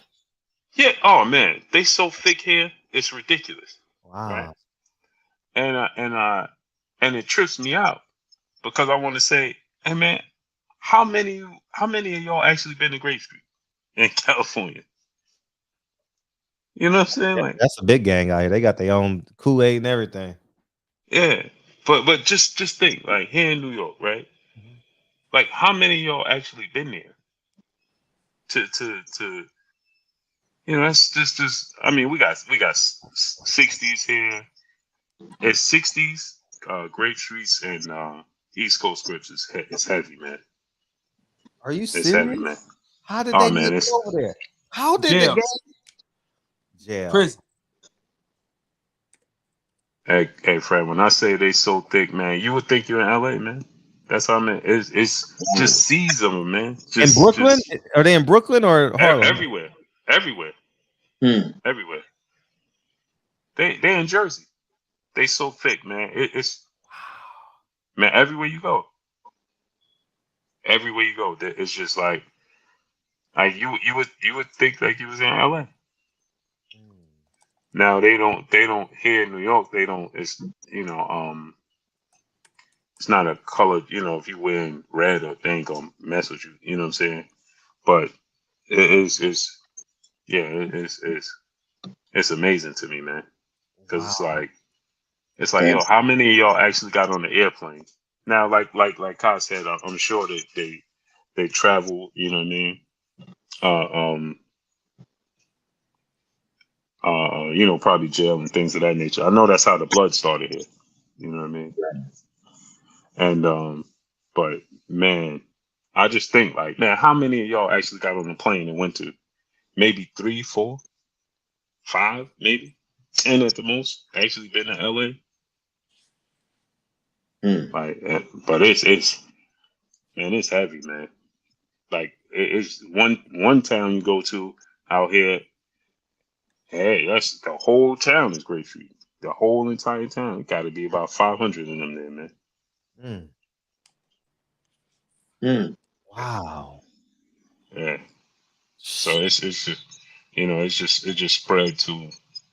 I think Now, you know what I think? Once upon a time on the East Coast, we heard about what goes on in LA, but we didn't see it. But now social media has given us a bird's eye view to see it. You know what I'm saying? And so now they want to live it. And once it got word that, oh man, you know, the Bloods is so thick here. And I guess, you know, it just natural gets competition. You know what I'm saying? That's some wild shit. No, that is. Yeah, man. Shit, and like I hate getting shit like my own shit on my hand. You gonna put somebody else shit on me? Oh man, hell no. Damn. Mm-hmm. Yeah. When I saw that video, I thought that was a homeless dude that did that to that old lady. That was like a regular gangbanger. That's like, yeah, it's just regular dudes, man. They doing it to the train station and the subways. It's smeared on the glass. It's just these are 5150s, bro. These are 50. They need to be locked the fuck up. They need green jumpsuits. These niggas. Oh need yeah, to be, because it's coming. We know what's next. It's coming. It's crazy. Yeah, that's these wild, niggas man. are mentally ill. They need to be in a fucking psych ward, bro. Yeah. These ain't regular people. These are psych. These niggas are on meth. Man, this ain't regular shit right here, dude. This is weird. Yeah, I would say that's they need to be locked the fuck up, man. Wow. The whole situation is weird, man. Damn. It's amazing, man. I always thought, like, what's the benefit of gangbanging? People gonna say brotherhood is, huh? Like, tell me a benefit from gangbanging. Oh, you don't get jumped? Yeah, that's not the only fucking thing you can think of. Got protection. Yeah, that's the only thing you can think of is. But then you look at it, you don't. Do you really? Because they still getting killed. They still get jumped. So you ain't got no protection. The thing is, though, so like, if I'm already in a box, you going to get them ain't helping me do nothing. Well, that's how the Bloods got started, though. Because the Crips was just hell up. You know what I'm saying? So yeah, heavy it was on it. like, shit, nigga, we got to do something. We got to do something. Right. Hold the fuck up. Right. So it's like, so that's how it go down. Like out here, we got cliques, right? Now it's starting to get real like gangish. But we used to have cliques that it was about blocks. Now it don't. These motherfuckers, it's some wild shit in Oakland. But it's like now everybody wants to be like gang. You know what I'm saying? Like we used to just do streets and cliques. Now these dudes is like really like, because once you get beat up hella times by the same amount of people, it's like, hold the fuck up, man. Let me grab some of my homies and figure out if we can make a gang. You know what I'm saying? So that's how this shit be happening. It's like, I'm getting my ass whipped every day. I see these dudes over here. They ain't getting beat up. You know what I'm saying? Let me join these niggas. So if they run up on me, I got somebody that can help me beat their ass. You know what I'm saying? So it's probably most of these dudes are tired of getting their ass whooped. You know what I'm saying? From what I've learned and seen, you know. Yeah, man, it's just different, man. You know, it's like I wish the community just straighten up, man. Yeah, that's the goal. That's the goal at the end of the day, you know, to grow Life old. is precious, man. Yeah, to grow old. We all want to grow old, man. You know, like stop impeding people from growing old, man. Stop this false narrative. Like, I don't know. I've never like really bought into the gang culture. Like, I grew up in LA, but I never threw up a gang sign, never. And it's by my own cognition. Like, I never was influenced by them, or I could have, you know, but I never understood it. I never understood the purpose of a gang, and I never seen it as valuable. But like you said, Fred, you didn't get picked on, you didn't get beat up on. So shit, you didn't. It wasn't. And sometimes niggas is just born into this shit too. Right. I know motherfuckers that's born into shit that they ain't got nothing to do with. Right. You know what I'm saying? It's niggas and it's niggas that I know. They don't even know why they beefing with some other niggas. You know what I'm saying? I done seen some shit where Fred, a motherfucker, it's niggas that they beefing over a female right now. These niggas is beefing over a female, right? So he killed this nigga over the female.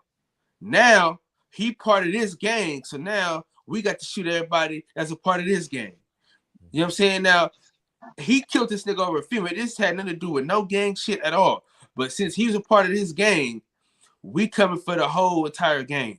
And that shit crazy to me, man. And all this shit be over a female or some small shit. Like somebody told me, like we got a big gang out here, right? They used to be together with this other group. These two of the dudes got into it, and then the other dude's like, "Nah, bro, I'm about to fight for him." And the other dude's like, "Nah, man. Well, if you go, I'm gonna fight for him then." And it's like, nigga. And then now they got little niggas killing each other over that shit. So over these two niggas supposed to fight. Now niggas is dying. Thousands, hundreds of niggas have died because these two niggas are part to fight, and then these other homies want to fight for them.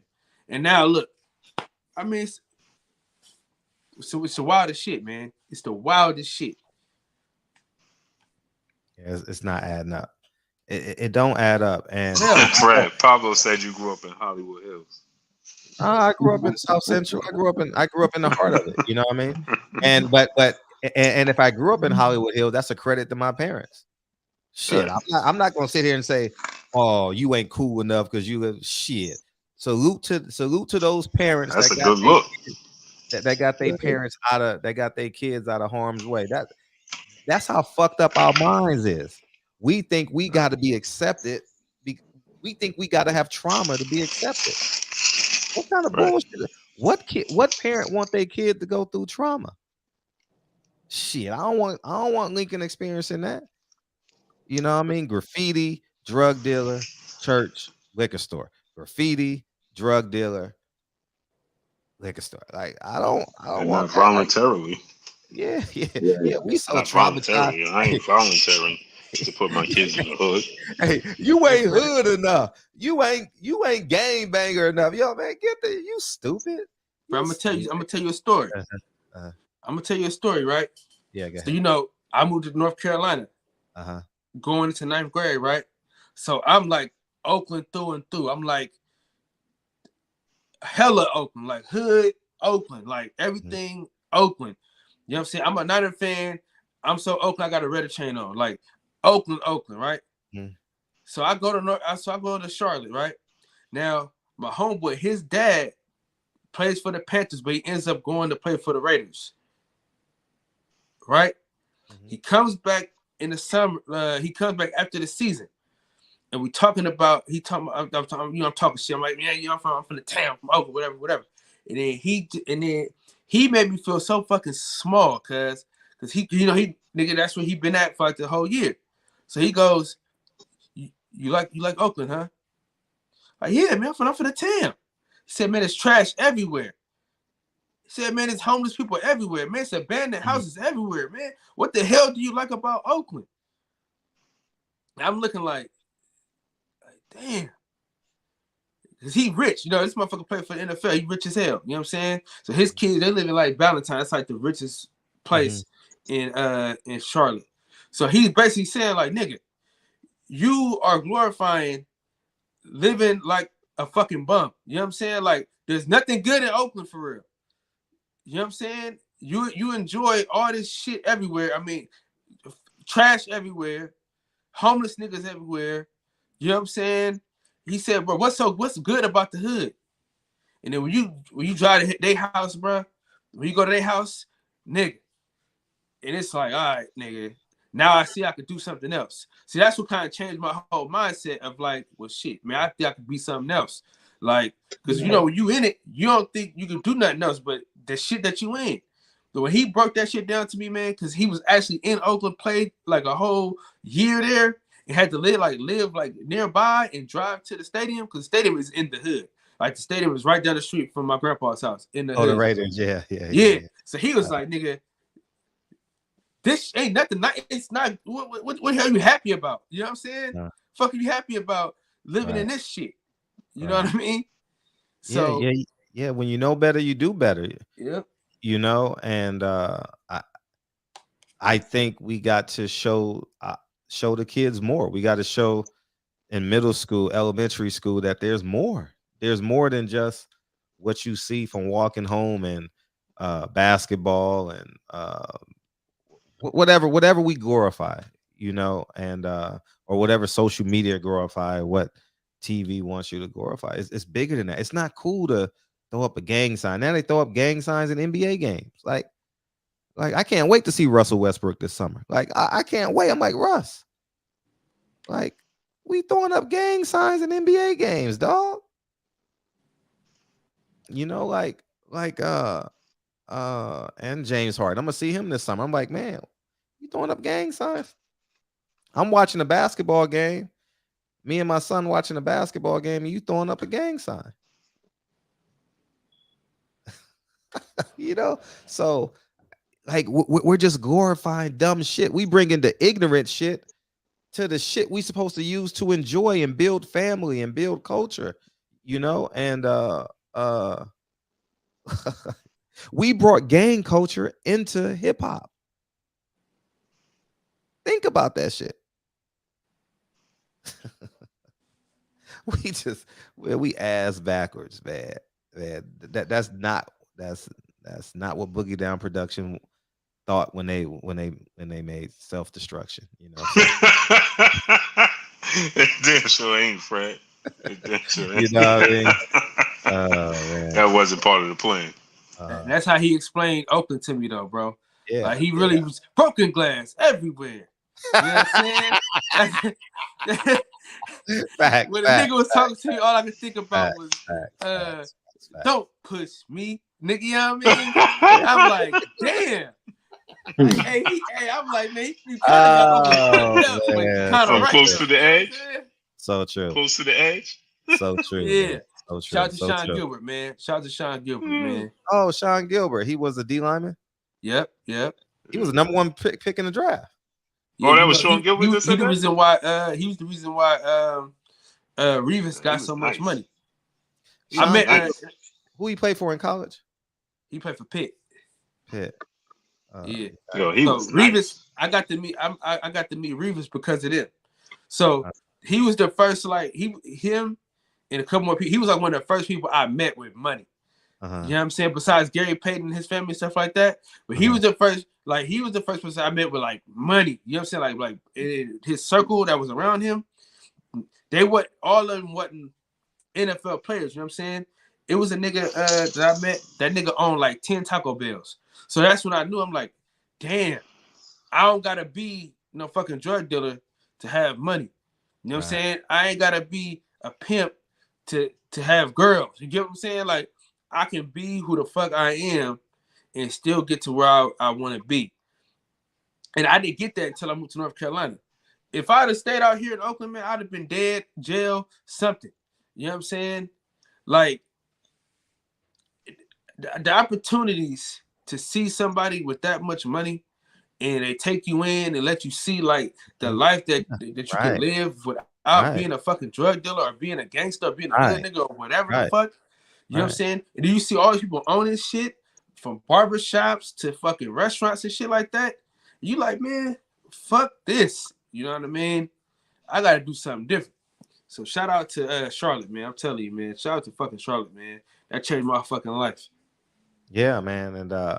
And you said something that is so critical about seeing it. You know, I remember I took when I was a school teacher, we did the LA Marathon. We raised thousands of dollars for cancer. And I took them and we used to run and ride our bikes, right? And don't you know there was a percentage of my kids who never even been out of DeWarty.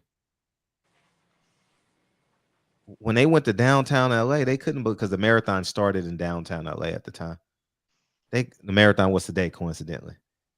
They had never seen downtown LA. They never knew that that's where they make rules and laws, and the building was this tall. They never even been to downtown LA.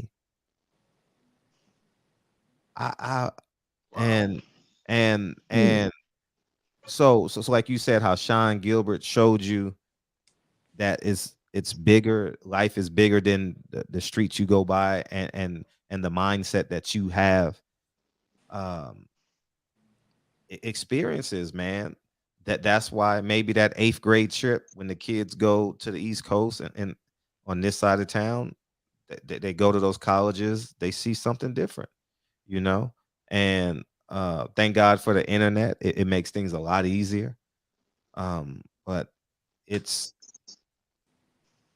we're pigeonholing ourselves by glorifying the negativity, the dumb shit, and we call it culture. Like, we call crip walking our culture. That's not our culture. When Native Africans was banging the drums, they wasn't dancing that symbolized killing and robbing black people. That wasn't symbolic of that. Crip walking is symbolic of robbing, killing, and stealing. That's what that's symbolic of. So, man, I Blue Blood tired. Go get out of here, Blue Blood. Appreciate it. And so is Champ. Appreciate you, Champ. Hey, Blue, real quick before I get out of here, man. Yeah. I missed when you were talking about the effects and things of what you were experiencing. Have you gotten some blood work done? That sounds like you're experiencing many strokes. Nah, it's because it's just I don't feel it in other parts of my body. It's just my heart. It's just okay. Mm. Okay. So I yeah, plenty of blood. I actually got to get up. I got to get up at 8:30 to go do more blood work tomorrow morning. Well, in a couple hours. All right, salute to you, brother. I'm glad you came in. So, Blue, does it happen? Does it ever happen like when you get super excited about a like a game or something like that, or like anything like that? No, the only time it ever happened at like in that type of format was when I was at the Wilder Ortiz fight. That's the first time it happened. Like when I'm working out, never happened. Never happens. If I'm smashing, never happened. Never happens. If I'm like I said, watching the game at the 49er game, nothing. You know what I'm saying? And I ain't sit down the whole game. Right. You know what I'm saying? Yeah. My heart be doing that shit sometimes, boy. When the games be too fucking close, I be stressed the fuck out, man. My heart be getting like my heart be doing that shit, blah. I be scared. Man, listen, when we beat Green Bay, nigga, bruh, listen. I can imagine. Because when you was explaining that shit, I'm like, man, damn, maybe I need to go to the doctor, because every time I'm watching the game, man, my shit I be too stressed out. That's why that's how I like this year watching Duke, man. I had to relax a little bit, bro, because I be too stressed out. See, man. yours sound like adrenaline motivated. Yeah. Yeah. Mm-hmm. Mine's is just it's weird, man. It's like I could be talking to y'all and make a sudden move, like if somebody's doing I just do like this. Yeah. It's like it's like Yeah. that's when it'll happen. It's like take care of that, brother. We need you, man. Definitely take care of that, man. Oh, for sure, man. For sure, man. Like I was working out, playing games. Like I said, never ever. You know what I mean? But that's the scary part about it to me, is because at those times it never ever happened. You know what I mean?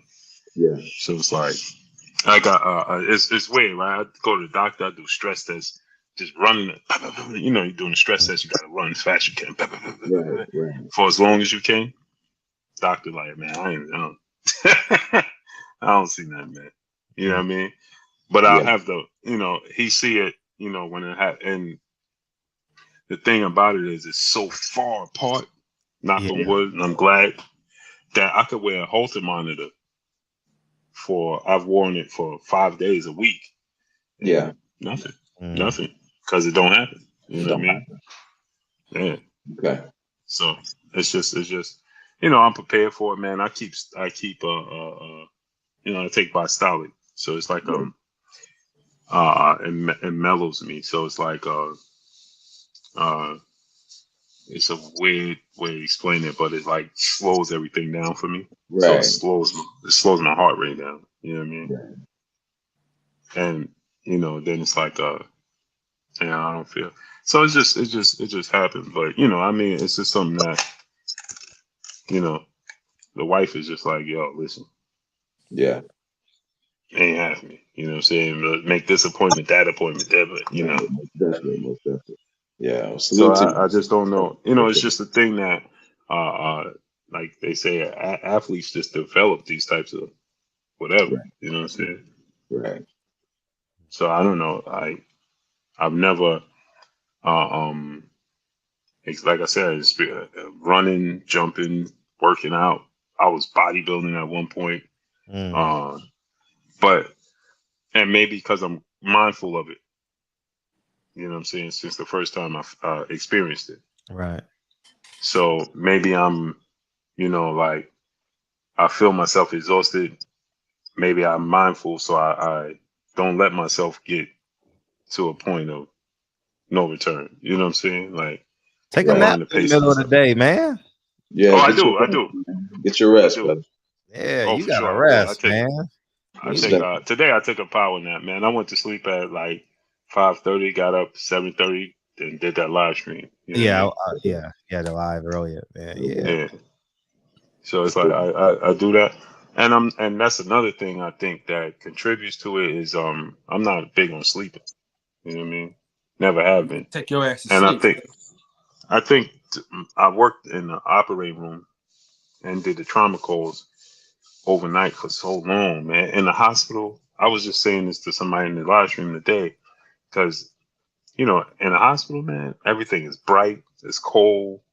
I'm working overnight. I don't know if the sun is up, if the sun ain't up until I walk out. You know what I'm saying? I Right. used to go on my break sometimes and be like, damn, the sun is up. You know what I'm saying? Like when I came there, it was dark. You know what I mean? And because I had to be so alert, you know what I mean? Because it's trauma. You know what I mean? Right. Right. I can't be going through the motions. It's trauma. I could have got somebody got shot, could have got stabbed, hit by a train. You know what I'm saying? I've seen it all. You know what I mean? And so I can't be even if I'm in mellow mood. And once you get something like that, it's like you experiencing it with them. You know what I'm saying? Right. So it's like being on the scene and experiencing them. You know what I'm saying? And now I'm up. You know what I mean? And now we working.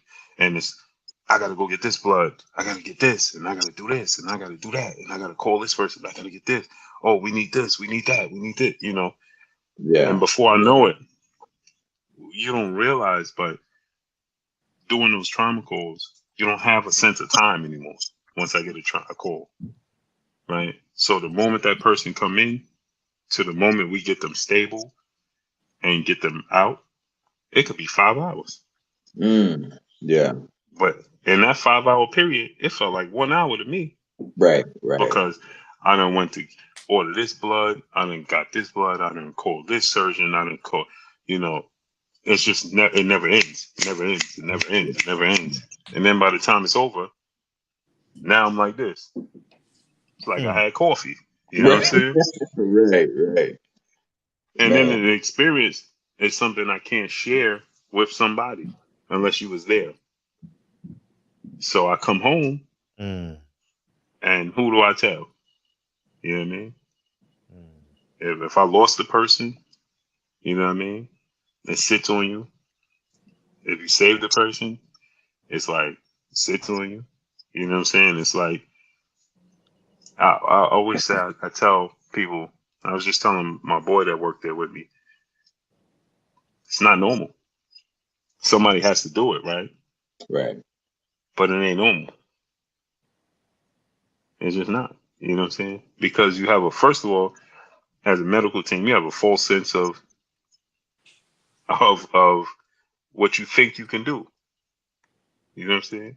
We think we can save everybody, and that's not reality. So you're gonna have a letdowns.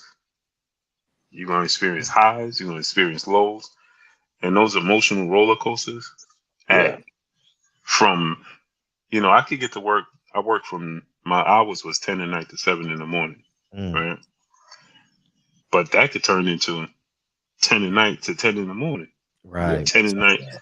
You know what I'm saying? Right. Yeah. So, and then as you experiencing these things, the thing is, I could be there from 10, like 1:30 right now, right? I'm there at 10 in the morning. It might be right now. Ain't nothing happening. Nothing, right? So we'll be watching TV, watching NCAA. We hanging out. Right. That phone could ring. It could be 6:15 in the morning. Shit, I'm going home in 45 minutes. Man, the phone ring, my phone ring. And the thing about my phone ringing, ain't nothing good about it. Hmm. They ain't calling me and say, hey, what you want for lunch? Right. No. And once I say hello, first of all, I'm starting off like this. Where is this? Where are we going with this? What's the level of it? Right. That's the first thing I'm asking. What's the level? Is the person in the ER? Right? Is the person in the room? I don't know what I'm gonna see. Yeah. When they get here. They could tell me, oh, he in the ER, he got a gunshot wound. Where? Abdomen. Cool. Now I call this surgeon on hand. Hey, listen, we got a gunshot wound to the abdomen, blah, blah, blah. Hang up. They get prepared. I got to pick up this phone now. Call the surgeon and the team on call and tell them to come. Hey, y'all got to come in because I'm getting ready to have this group and myself dealing with this. But we have to have, because of the time, we have to have another team on hand in case I get another phone call. Wow. You understand? So just dealing with that type of stuff, it just changed my whole biological clock. Right. And that's why, I'm able to do what I do with this. Because I'm used to it. Yeah. You know what I'm saying? I'm used to, you got breaking news, getting up and doing it. You know what I'm saying? Because I could be in the break room like this and phone go off, boop, hello, 3 gunshots. Dang. Like we said, I had a situation I could tell y'all. They called me and they said, we got a guy that just came in and we can't tell where the injury is from. Okay. How bad is he? Conscious? No, he ain't conscious. Okay. Let me go down to the ER. I go down to the ER. This dude had got whacked with a machete. So he didn't get stabbed, but they just whacked him with it, right? Enough where it broke the screen. So everything was spilling out. So I guess I know he was in a group. They was in a group fight, and he got whacked. So he panicked. You start seeing your stuff spilling out. You know what I'm saying? You panic. So he jumped in a car and drove himself to the hospital. Wow. Got down there. Yeah, no, this is true. He got so. Damn. I come downstairs and I see him, and I'm like, oh, I didn't expect. And that's what I'm saying. Like, I didn't expect. I don't know what to expect. Right. You know what I'm saying? So I see him. Oh, we gotta get him in surgery. So I go upstairs, get the team in surgery. Blah blah blah. We closing him up. For him, he had no. It just got whacked, so it opened everything up. You know what I mean? Right. So we closing him back. Make sure he don't get no infections because he's wide open. Clean him up, things of that nature. And while we doing that, phone ring again. Come downstairs. It must be his friend is what they telling me. Right. He's unruly down there in the ER. I think I'm going down there to tell him your Calm man's gonna down. be okay. Right. Yeah, relax. He gonna be all right. No, I get down there and there's blood everywhere. Everywhere. On the cops, on the nurses, on everywhere, right? Damn. And I'm like, initially I'm thinking the blood is from his man. You know what I'm saying? But I'm Right. like, man, he had that much blood on him that he's, getting it on them? No, there's blood coming from him. From him. So I tell him, oh, we got to figure out where his blood coming from him, from somewhere. And he's high strung right now, because So the yo, where adrenaline. my man at? This and it. Yeah, he adrenaline. But he's looking for his man at the same time. You know what I Right. mean? Right. So I'm like, my man, listen, relax. He's gonna be fine. I'm him, he's good. We got to check you out. You understand what I'm saying? And check him out. And I'm like, man, where's the blood coming from? He had got whacked on his wrist and a part of his shoulder. So the blood was shooting out. Ah, shit. So he was actually more at risk than his man. Right, because he was losing blood That fast. was open. Right, because he was losing blood fast. Only thing keeping him going is his adrenaline. Right. You know what I mean? So I'm like, man, it's time to focus on this dude. You know what I'm saying? We got to focus on him. And he's unruly. You know what I mean? He's fighting. You know what I mean? So get him nice and sedated, get him in surgery, fix him up. 45 minutes later, I get another phone call. Gunshot. Now this must be the opposite side. You see what I'm saying? Yeah. So we get the gunshot coming. Right. Man, when you have days like that, how do you decompress from That's from what that? I'm saying. Like when you now imagine this is one day, Right. one short time frame. Now I come home to my house, it's like this. It's like it's controlled chaos to come to peace. It's like now I lay down and I'm like, twiddling my thumbs, and it's a difficult thing. So it's like, so it's to me it's like I never been a sleeper, so I gotta get myself on a nice from the moment I've been doing that. I did the moment from doing that type of stuff, and I cleaned up the bodies. I tagged the bodies. I put the bodies in the morgue. Damn.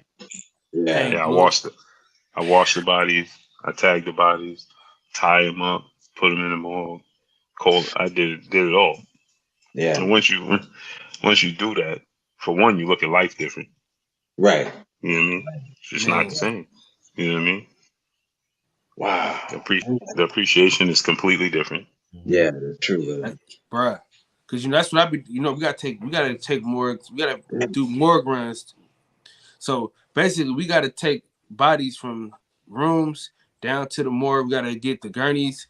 Oh, you're a transporter? So basically, security, we do every fucking thing, man. We gotta fucking. Oh, you're security. Oh, I thought you was a transporter. No, we don't. They make us do that shit too. Shit, we gotta. Yeah, so basically, so what happened was this one time, they gave the wrong body to a mortuary, and they cremated the wrong body.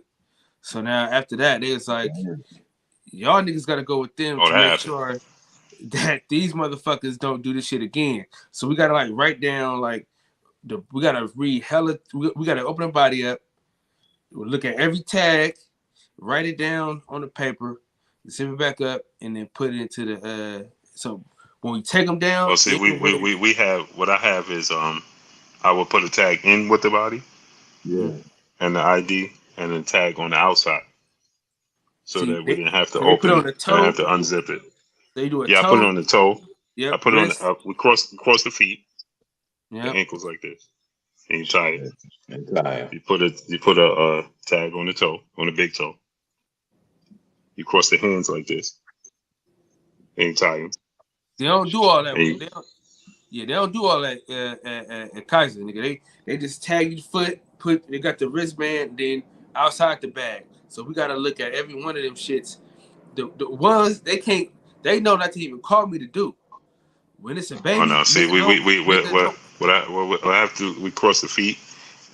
We tie the ankles, so the feet stay crossed. Put a tag on the big toe. Cross the hands, so the hands stay crossed. And you put a tag there. Then you take an actual tag that you would take. We have two. So one, we tie and we put the ID. Leave that inside with the body for the funeral home. And we take one and we put it in the bag with the ID on the outside for the security.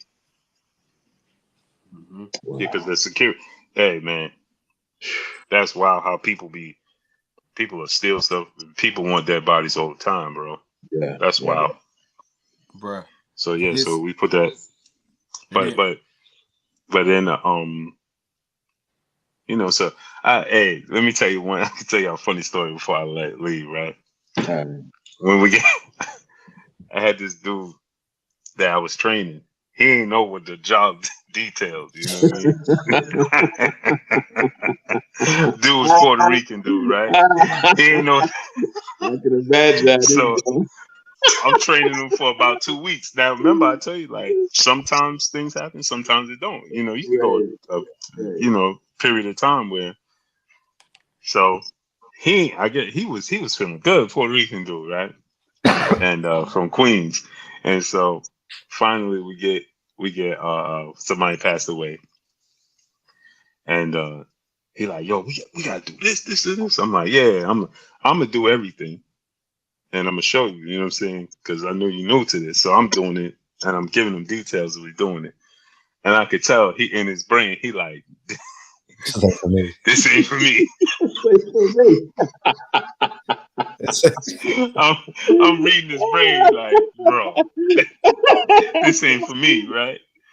So he like, yo, we gotta take him downstairs too. I said, yeah. So check this out. I don't know, and Kyle, I don't know if you in your hospital you got this, but we got special beds that to the people that we pushing the bodies in the hallway, you don't even know a body is on there. It'll look like an empty bed to you while we're walking past you. Oh, because it's layered.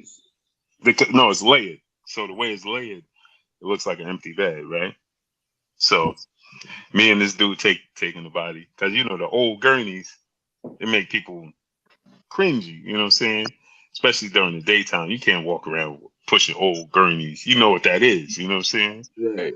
So we taking the body down, and we take precedence. So we call for the elevator, and if you people on the elevator, you got to get off. You know what I mean? Mm-hmm. So elevator opens up. It's a couple on there, right? It's a dude and his wife. Dude is black, the lady's white, right? Nigga, you only got one elevator? No, we got two, but this is we take the emergency elevator too. But that's to the emergency room. You know what I mean? So regular people come on in. Yeah, so, see, ours, we got a transport elevator. Oh, let him tell the story. So these two people's on there, right? And I tell him now he's already his brain. I could see it in his brain, like, bro, this ain't happening. You know what I'm saying? So we standing there, and the people on. I tell him, I said, listen, I'm gonna need y'all to step off this, and this. We got to come on. So the dude steps off. I'm getting ready to push the gurney on. She's still in there. I'm like, miss, I need you to come off. Like, oh, we've been waiting for this elevator, this, and this. But that's because I was calling for it. You know what I'm saying? So I guess I was interfering with them. So I've been waiting forever for this elevator. I said, no, I understand, but you can't stay on here with us. You know what I'm saying? This dude had got shot. You know what I mean? The dude that we had gotten shot 13 times. So I'm like, miss, you got to come off. No, I can't. I'm like, miss, please. So now I put the elevator on hold with my key. You know what I mean? And now you're not going nowhere. I need you to come off, though. You got to come off. I don't want to have to call security. Oh, no. She arguing with me. So I pushed the body on. I'm like, miss, step off, please. You can't be on here with it. Yeah, I don't even know what that is. It's not for you to know. Hey, the dude I was with, I kid y'all not, this dude lost it. He said, "You want to see?" I swear to God. He said, "You want to see? You want to see what it is?" That motherfucker, he ripped the joint back. Yo, she was she fell in the corner because she didn't want to. Now she don't even want to walk past. She slid down in the corner. He was like, "You wanted to see, right? You wanted to see it." I'm like, "Oh, yo, I'm like, bro." Needless to say, he got fired immediately. But immediately. So on the bed, you can't tell it's a dead body in there? Nah, it looks like a mattress to you. It'll look like a mattress to you, like an air mattress. Oh, so it's inside the mattress. You put the body inside the mattress. Yeah. So it don't, because you know the old joints, it spook people. You know what I'm saying? Walking through the hallways. You know, even workers. You know what I mean? Everybody, workers don't do that. Not all workers. So they see that it's like, you know, it's cringy. You know what I mean? Right.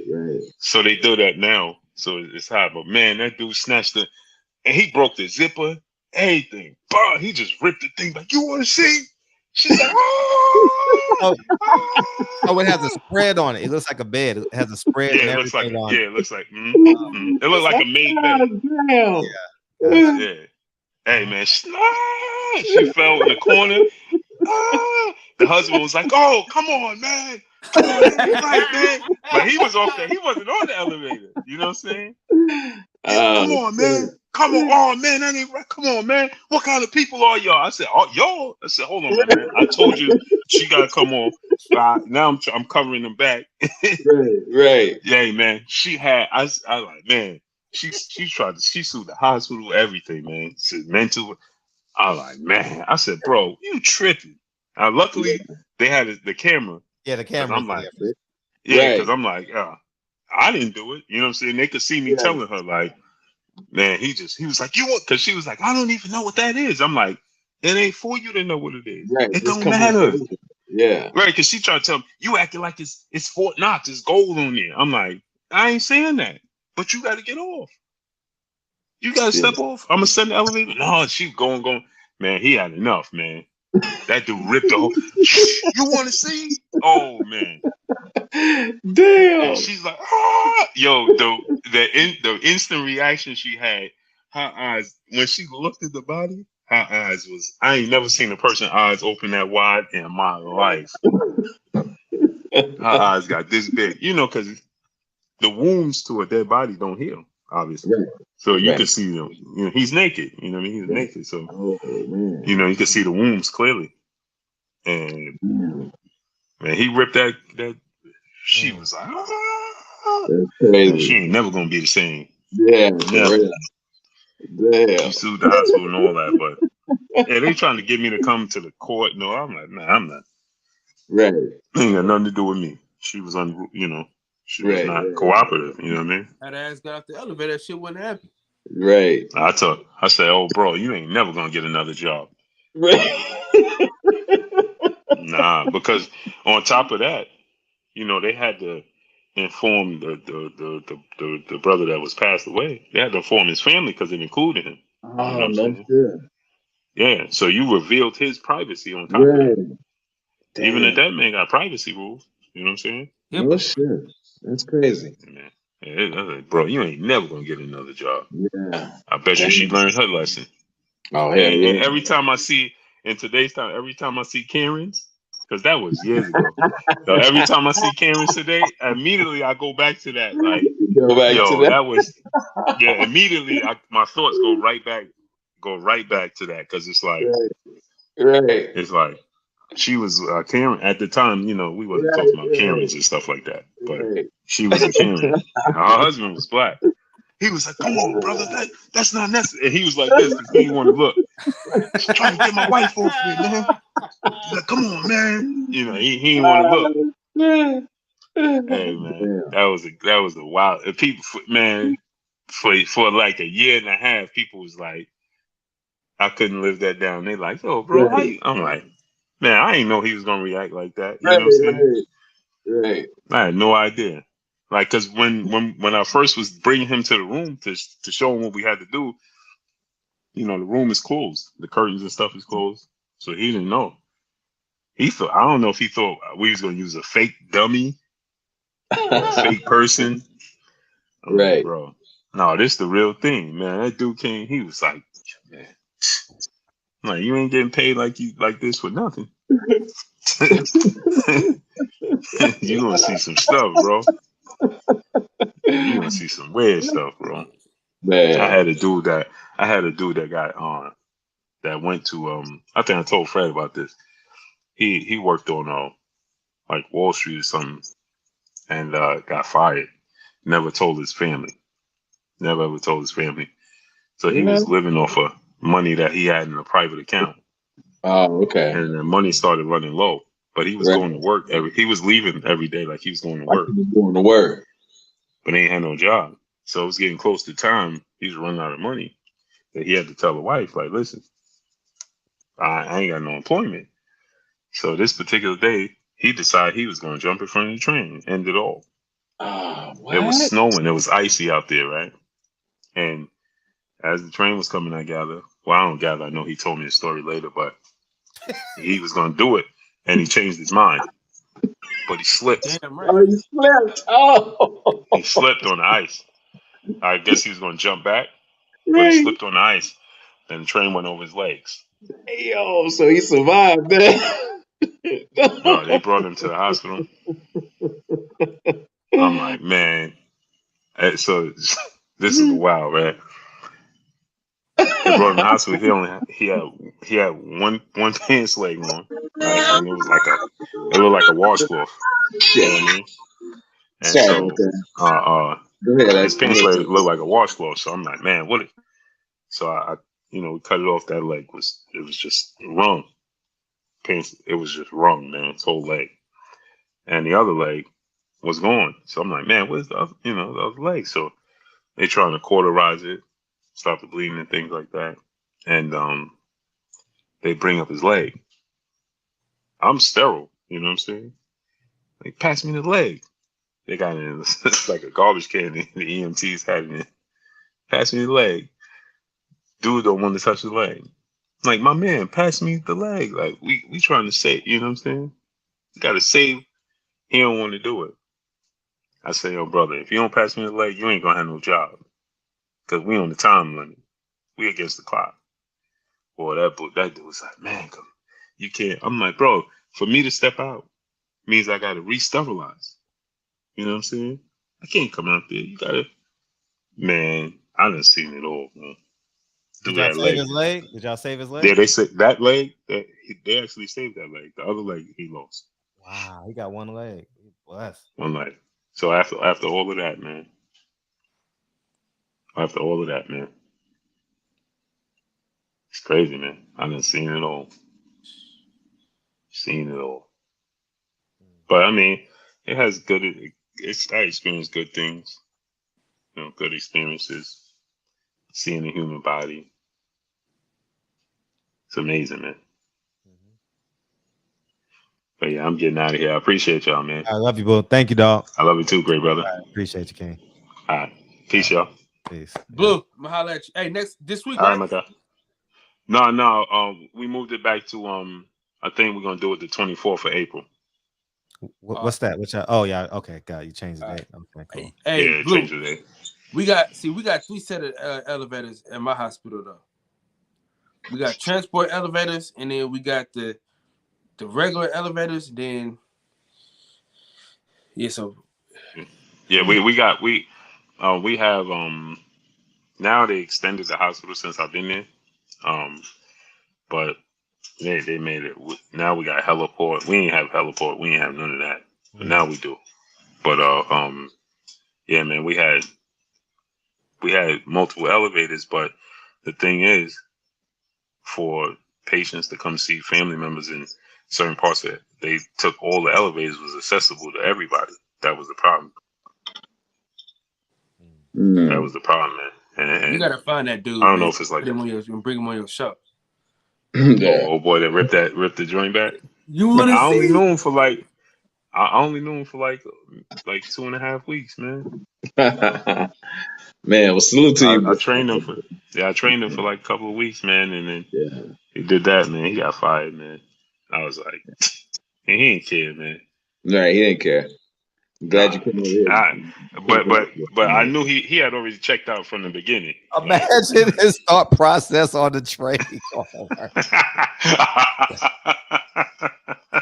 hey, I would love to talk to him today, bro. I would love to talk to him. Right. I would love to have a conversation with him today, man. Imagine his first weekend off.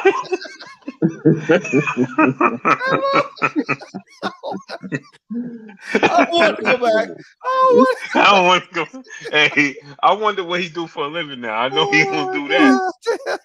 Right. I know he don't do that for a living. I know he probably like never again. Every day he thought about moving to the Dakotas. Every day. Mm-hmm.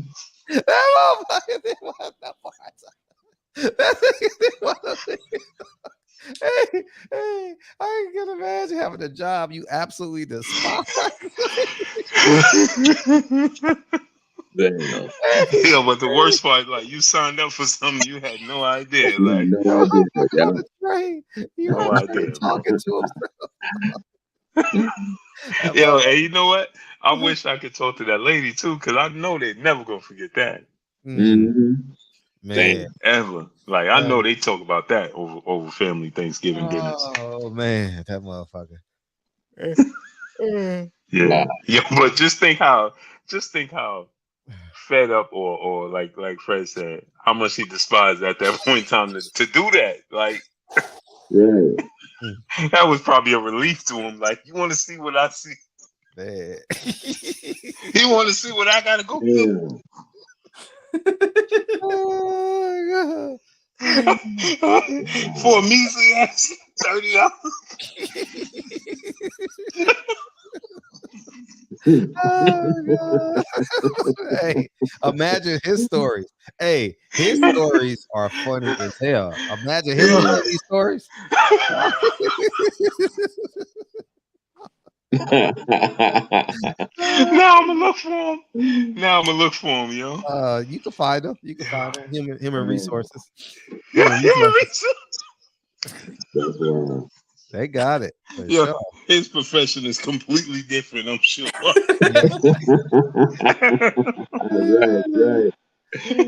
Yo, but imagine if he thought about it and tried to stay in that lane.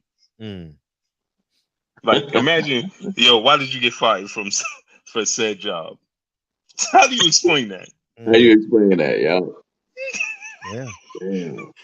Like, yo, you did what? Right. Yo, that's like the ultimate, bro.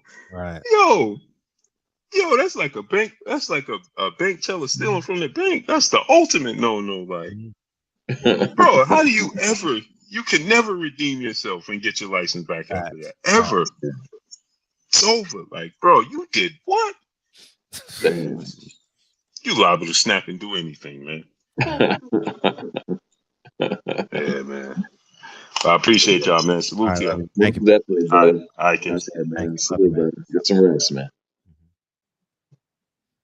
Peace, champion heart. What else? Your last words. You got any? Yeah, man. I'm glad that Blue came over here and chopped it up with us, man. I got love for it's that. great to see him, right? Yeah, yeah, definitely great. Because I don't catch his lives. I don't get a chance to watch his lives. So yeah. With the show changing, I usually catch I catch the replays. Sometimes I do still catch them, but I catch the replays. Video. Right. Yeah, I gotta lay it down, man. I got this load I gotta deliver in a few hours, so let me get some sleep. Thank you for hanging out with us. All right, man. Salute to you, brothers, man. I'm out, man. Right now. Yeah, y'all motherfuckers. I'm not used to being in here 4 hours. I ain't gonna lie to you, dog. I fell in love with that 2-hour show, man. Yeah, hey, we couldn't get out today though. It was a good show. It was a good show. Good show, man. Yeah. I thank everybody for coming through. Yeah, good show. Keep your foot on these suckers' necks. All right. Hey, man, and I want to tell you this, man. Yeah. I am a yes man. I'd like to thank Frederick Hawthorne for allowing me to be on the show. Oh, So I shit. agree with everything that he says. Oh, As you shit. should. Carolina Rider. Hey, Oh, I hey, guess we got to Carolina bring Blue Rider, Blood man. over. Hey, we got to bring Blue Blood over here more often. That's Blue Blood right here, man. Man, appreciate you, That's my Carolina, guy. man. You know it's all. Hey, I got to meet you one day. you got He's a to. Hey, huge listen, supporter. man, He's a we huge was in supporter of Vegas. Blue Blood. He was a part of the Wings. Remember that when I Yeah, was I my know. flight? I saw the picture. Yeah. Yeah. Shout out to Carolina Rider, man. But Fred, man, keep doing what you're doing, big dog. And again, in the words of the great philosopher DB, Fredro, play the song, Fred. I got you, man. I appreciate you, Carolina Rider, man. Thanks for coming through. Dre's finest. Brent Picasso, Brother Code, Carolina Rider. Thank you, dog. Yeah, that was a funny ass story. Oh man, I would love to hear him. I would love to hear him tell those stories. You know what I mean? That would be funny. Ooh, you got to find him, dog. Hey, the only way you could tell those stories is if they happen. You know what I mean? That's not a story you could make up. You know what I'm saying? It gotta happen. Oh man, appreciate you, Dre's finest. Thank you, dog. Hey, Fred. Thank you, C99. Crazy shit happened yesterday, dude. Yeah, I bet. Yeah, this naked crackhead, like she like ran from the hospital. She ass naked with the gown on, nigga. She hopped in this nigga's car, cuz. And the passenger side? Nigga in the front seat, nigga, while he was driving, cuz. That shit was hella wild. Man, what's up, Jermaine? Appreciate you, Jason. Roman Bird, man. I can't imagine. Yeah, real stories. Appreciate you, man. Kane. Appreciate you. Because the devil's a lie. It's a lie. Hey, I'm telling you the truth. Hey, appreciate you, Carolina Rider, man. It's all love, man. Appreciate you, Peoples Hernandez, man. Thank you. Hernandez. Yeah, smash the what's it called? The like button. Smash the like button, and you going live tomorrow, right? Yep. Arizona ended up winning the game. Yep, Arizona came back. You should saw. I was watching it. I was watching the game. That's why I was like, perfect. Y'all doing monologues? Perfect. I'm watching this game. Man, my fucking bracket has my bracket is ass, bro. It should be by like now. 28. I only got 30 teams right, like 30 games right, bro. And I'm normally on fire with this shit. TCU had the game, dog. They couldn't get a defensive rebound. Yeah, Auburn lost to Miami. Yeah, man. Yeah. That's why I think Duke is gonna win the national championship, man. Because we went through the hardest division. Yeah, Duke got a chance. Hey, Ben Curl didn't come out the game today, man. I was excited about that shit. Who? The number 5, Ben he Curl. played the whole game? Bruh. He did? I was excited because normally you gotta come out to get that fluid shit. Oh yeah, you said that. Yeah. He made a that strong move. He bullied that guy in the second half, and he motherfucker was ball. And he was talking that shit to me. Y'all can't fuck with me. I said, oh, yeah. Hey, that dude from Gonzaga, he way overrated, huh? He pretty good though. Homegrown? You think he good? He just ain't got no weight on him, but he pretty good though. Hell no, I'm not spending no money on him. He ain't gonna play in the NBA. No, what are you gonna do? What are you gonna do in the NBA? He could shoot though. He all right. Man, Mike Dunleavy didn't make the NBA. He's basically he did. Mike Dunleavy was in the NBA. Yeah, but he was a third pick and he flopped. Man, the last good white forward was Tom Gugliotta. White forwards ain't been the same since, man. You know what I mean? That's the last one. NC State. That's the last of the Mohicans. That's it. But it's positionless basketball these days anyway, big Fred. Well, all right. Well, whoever drafted him, they ass whooped today, Fred.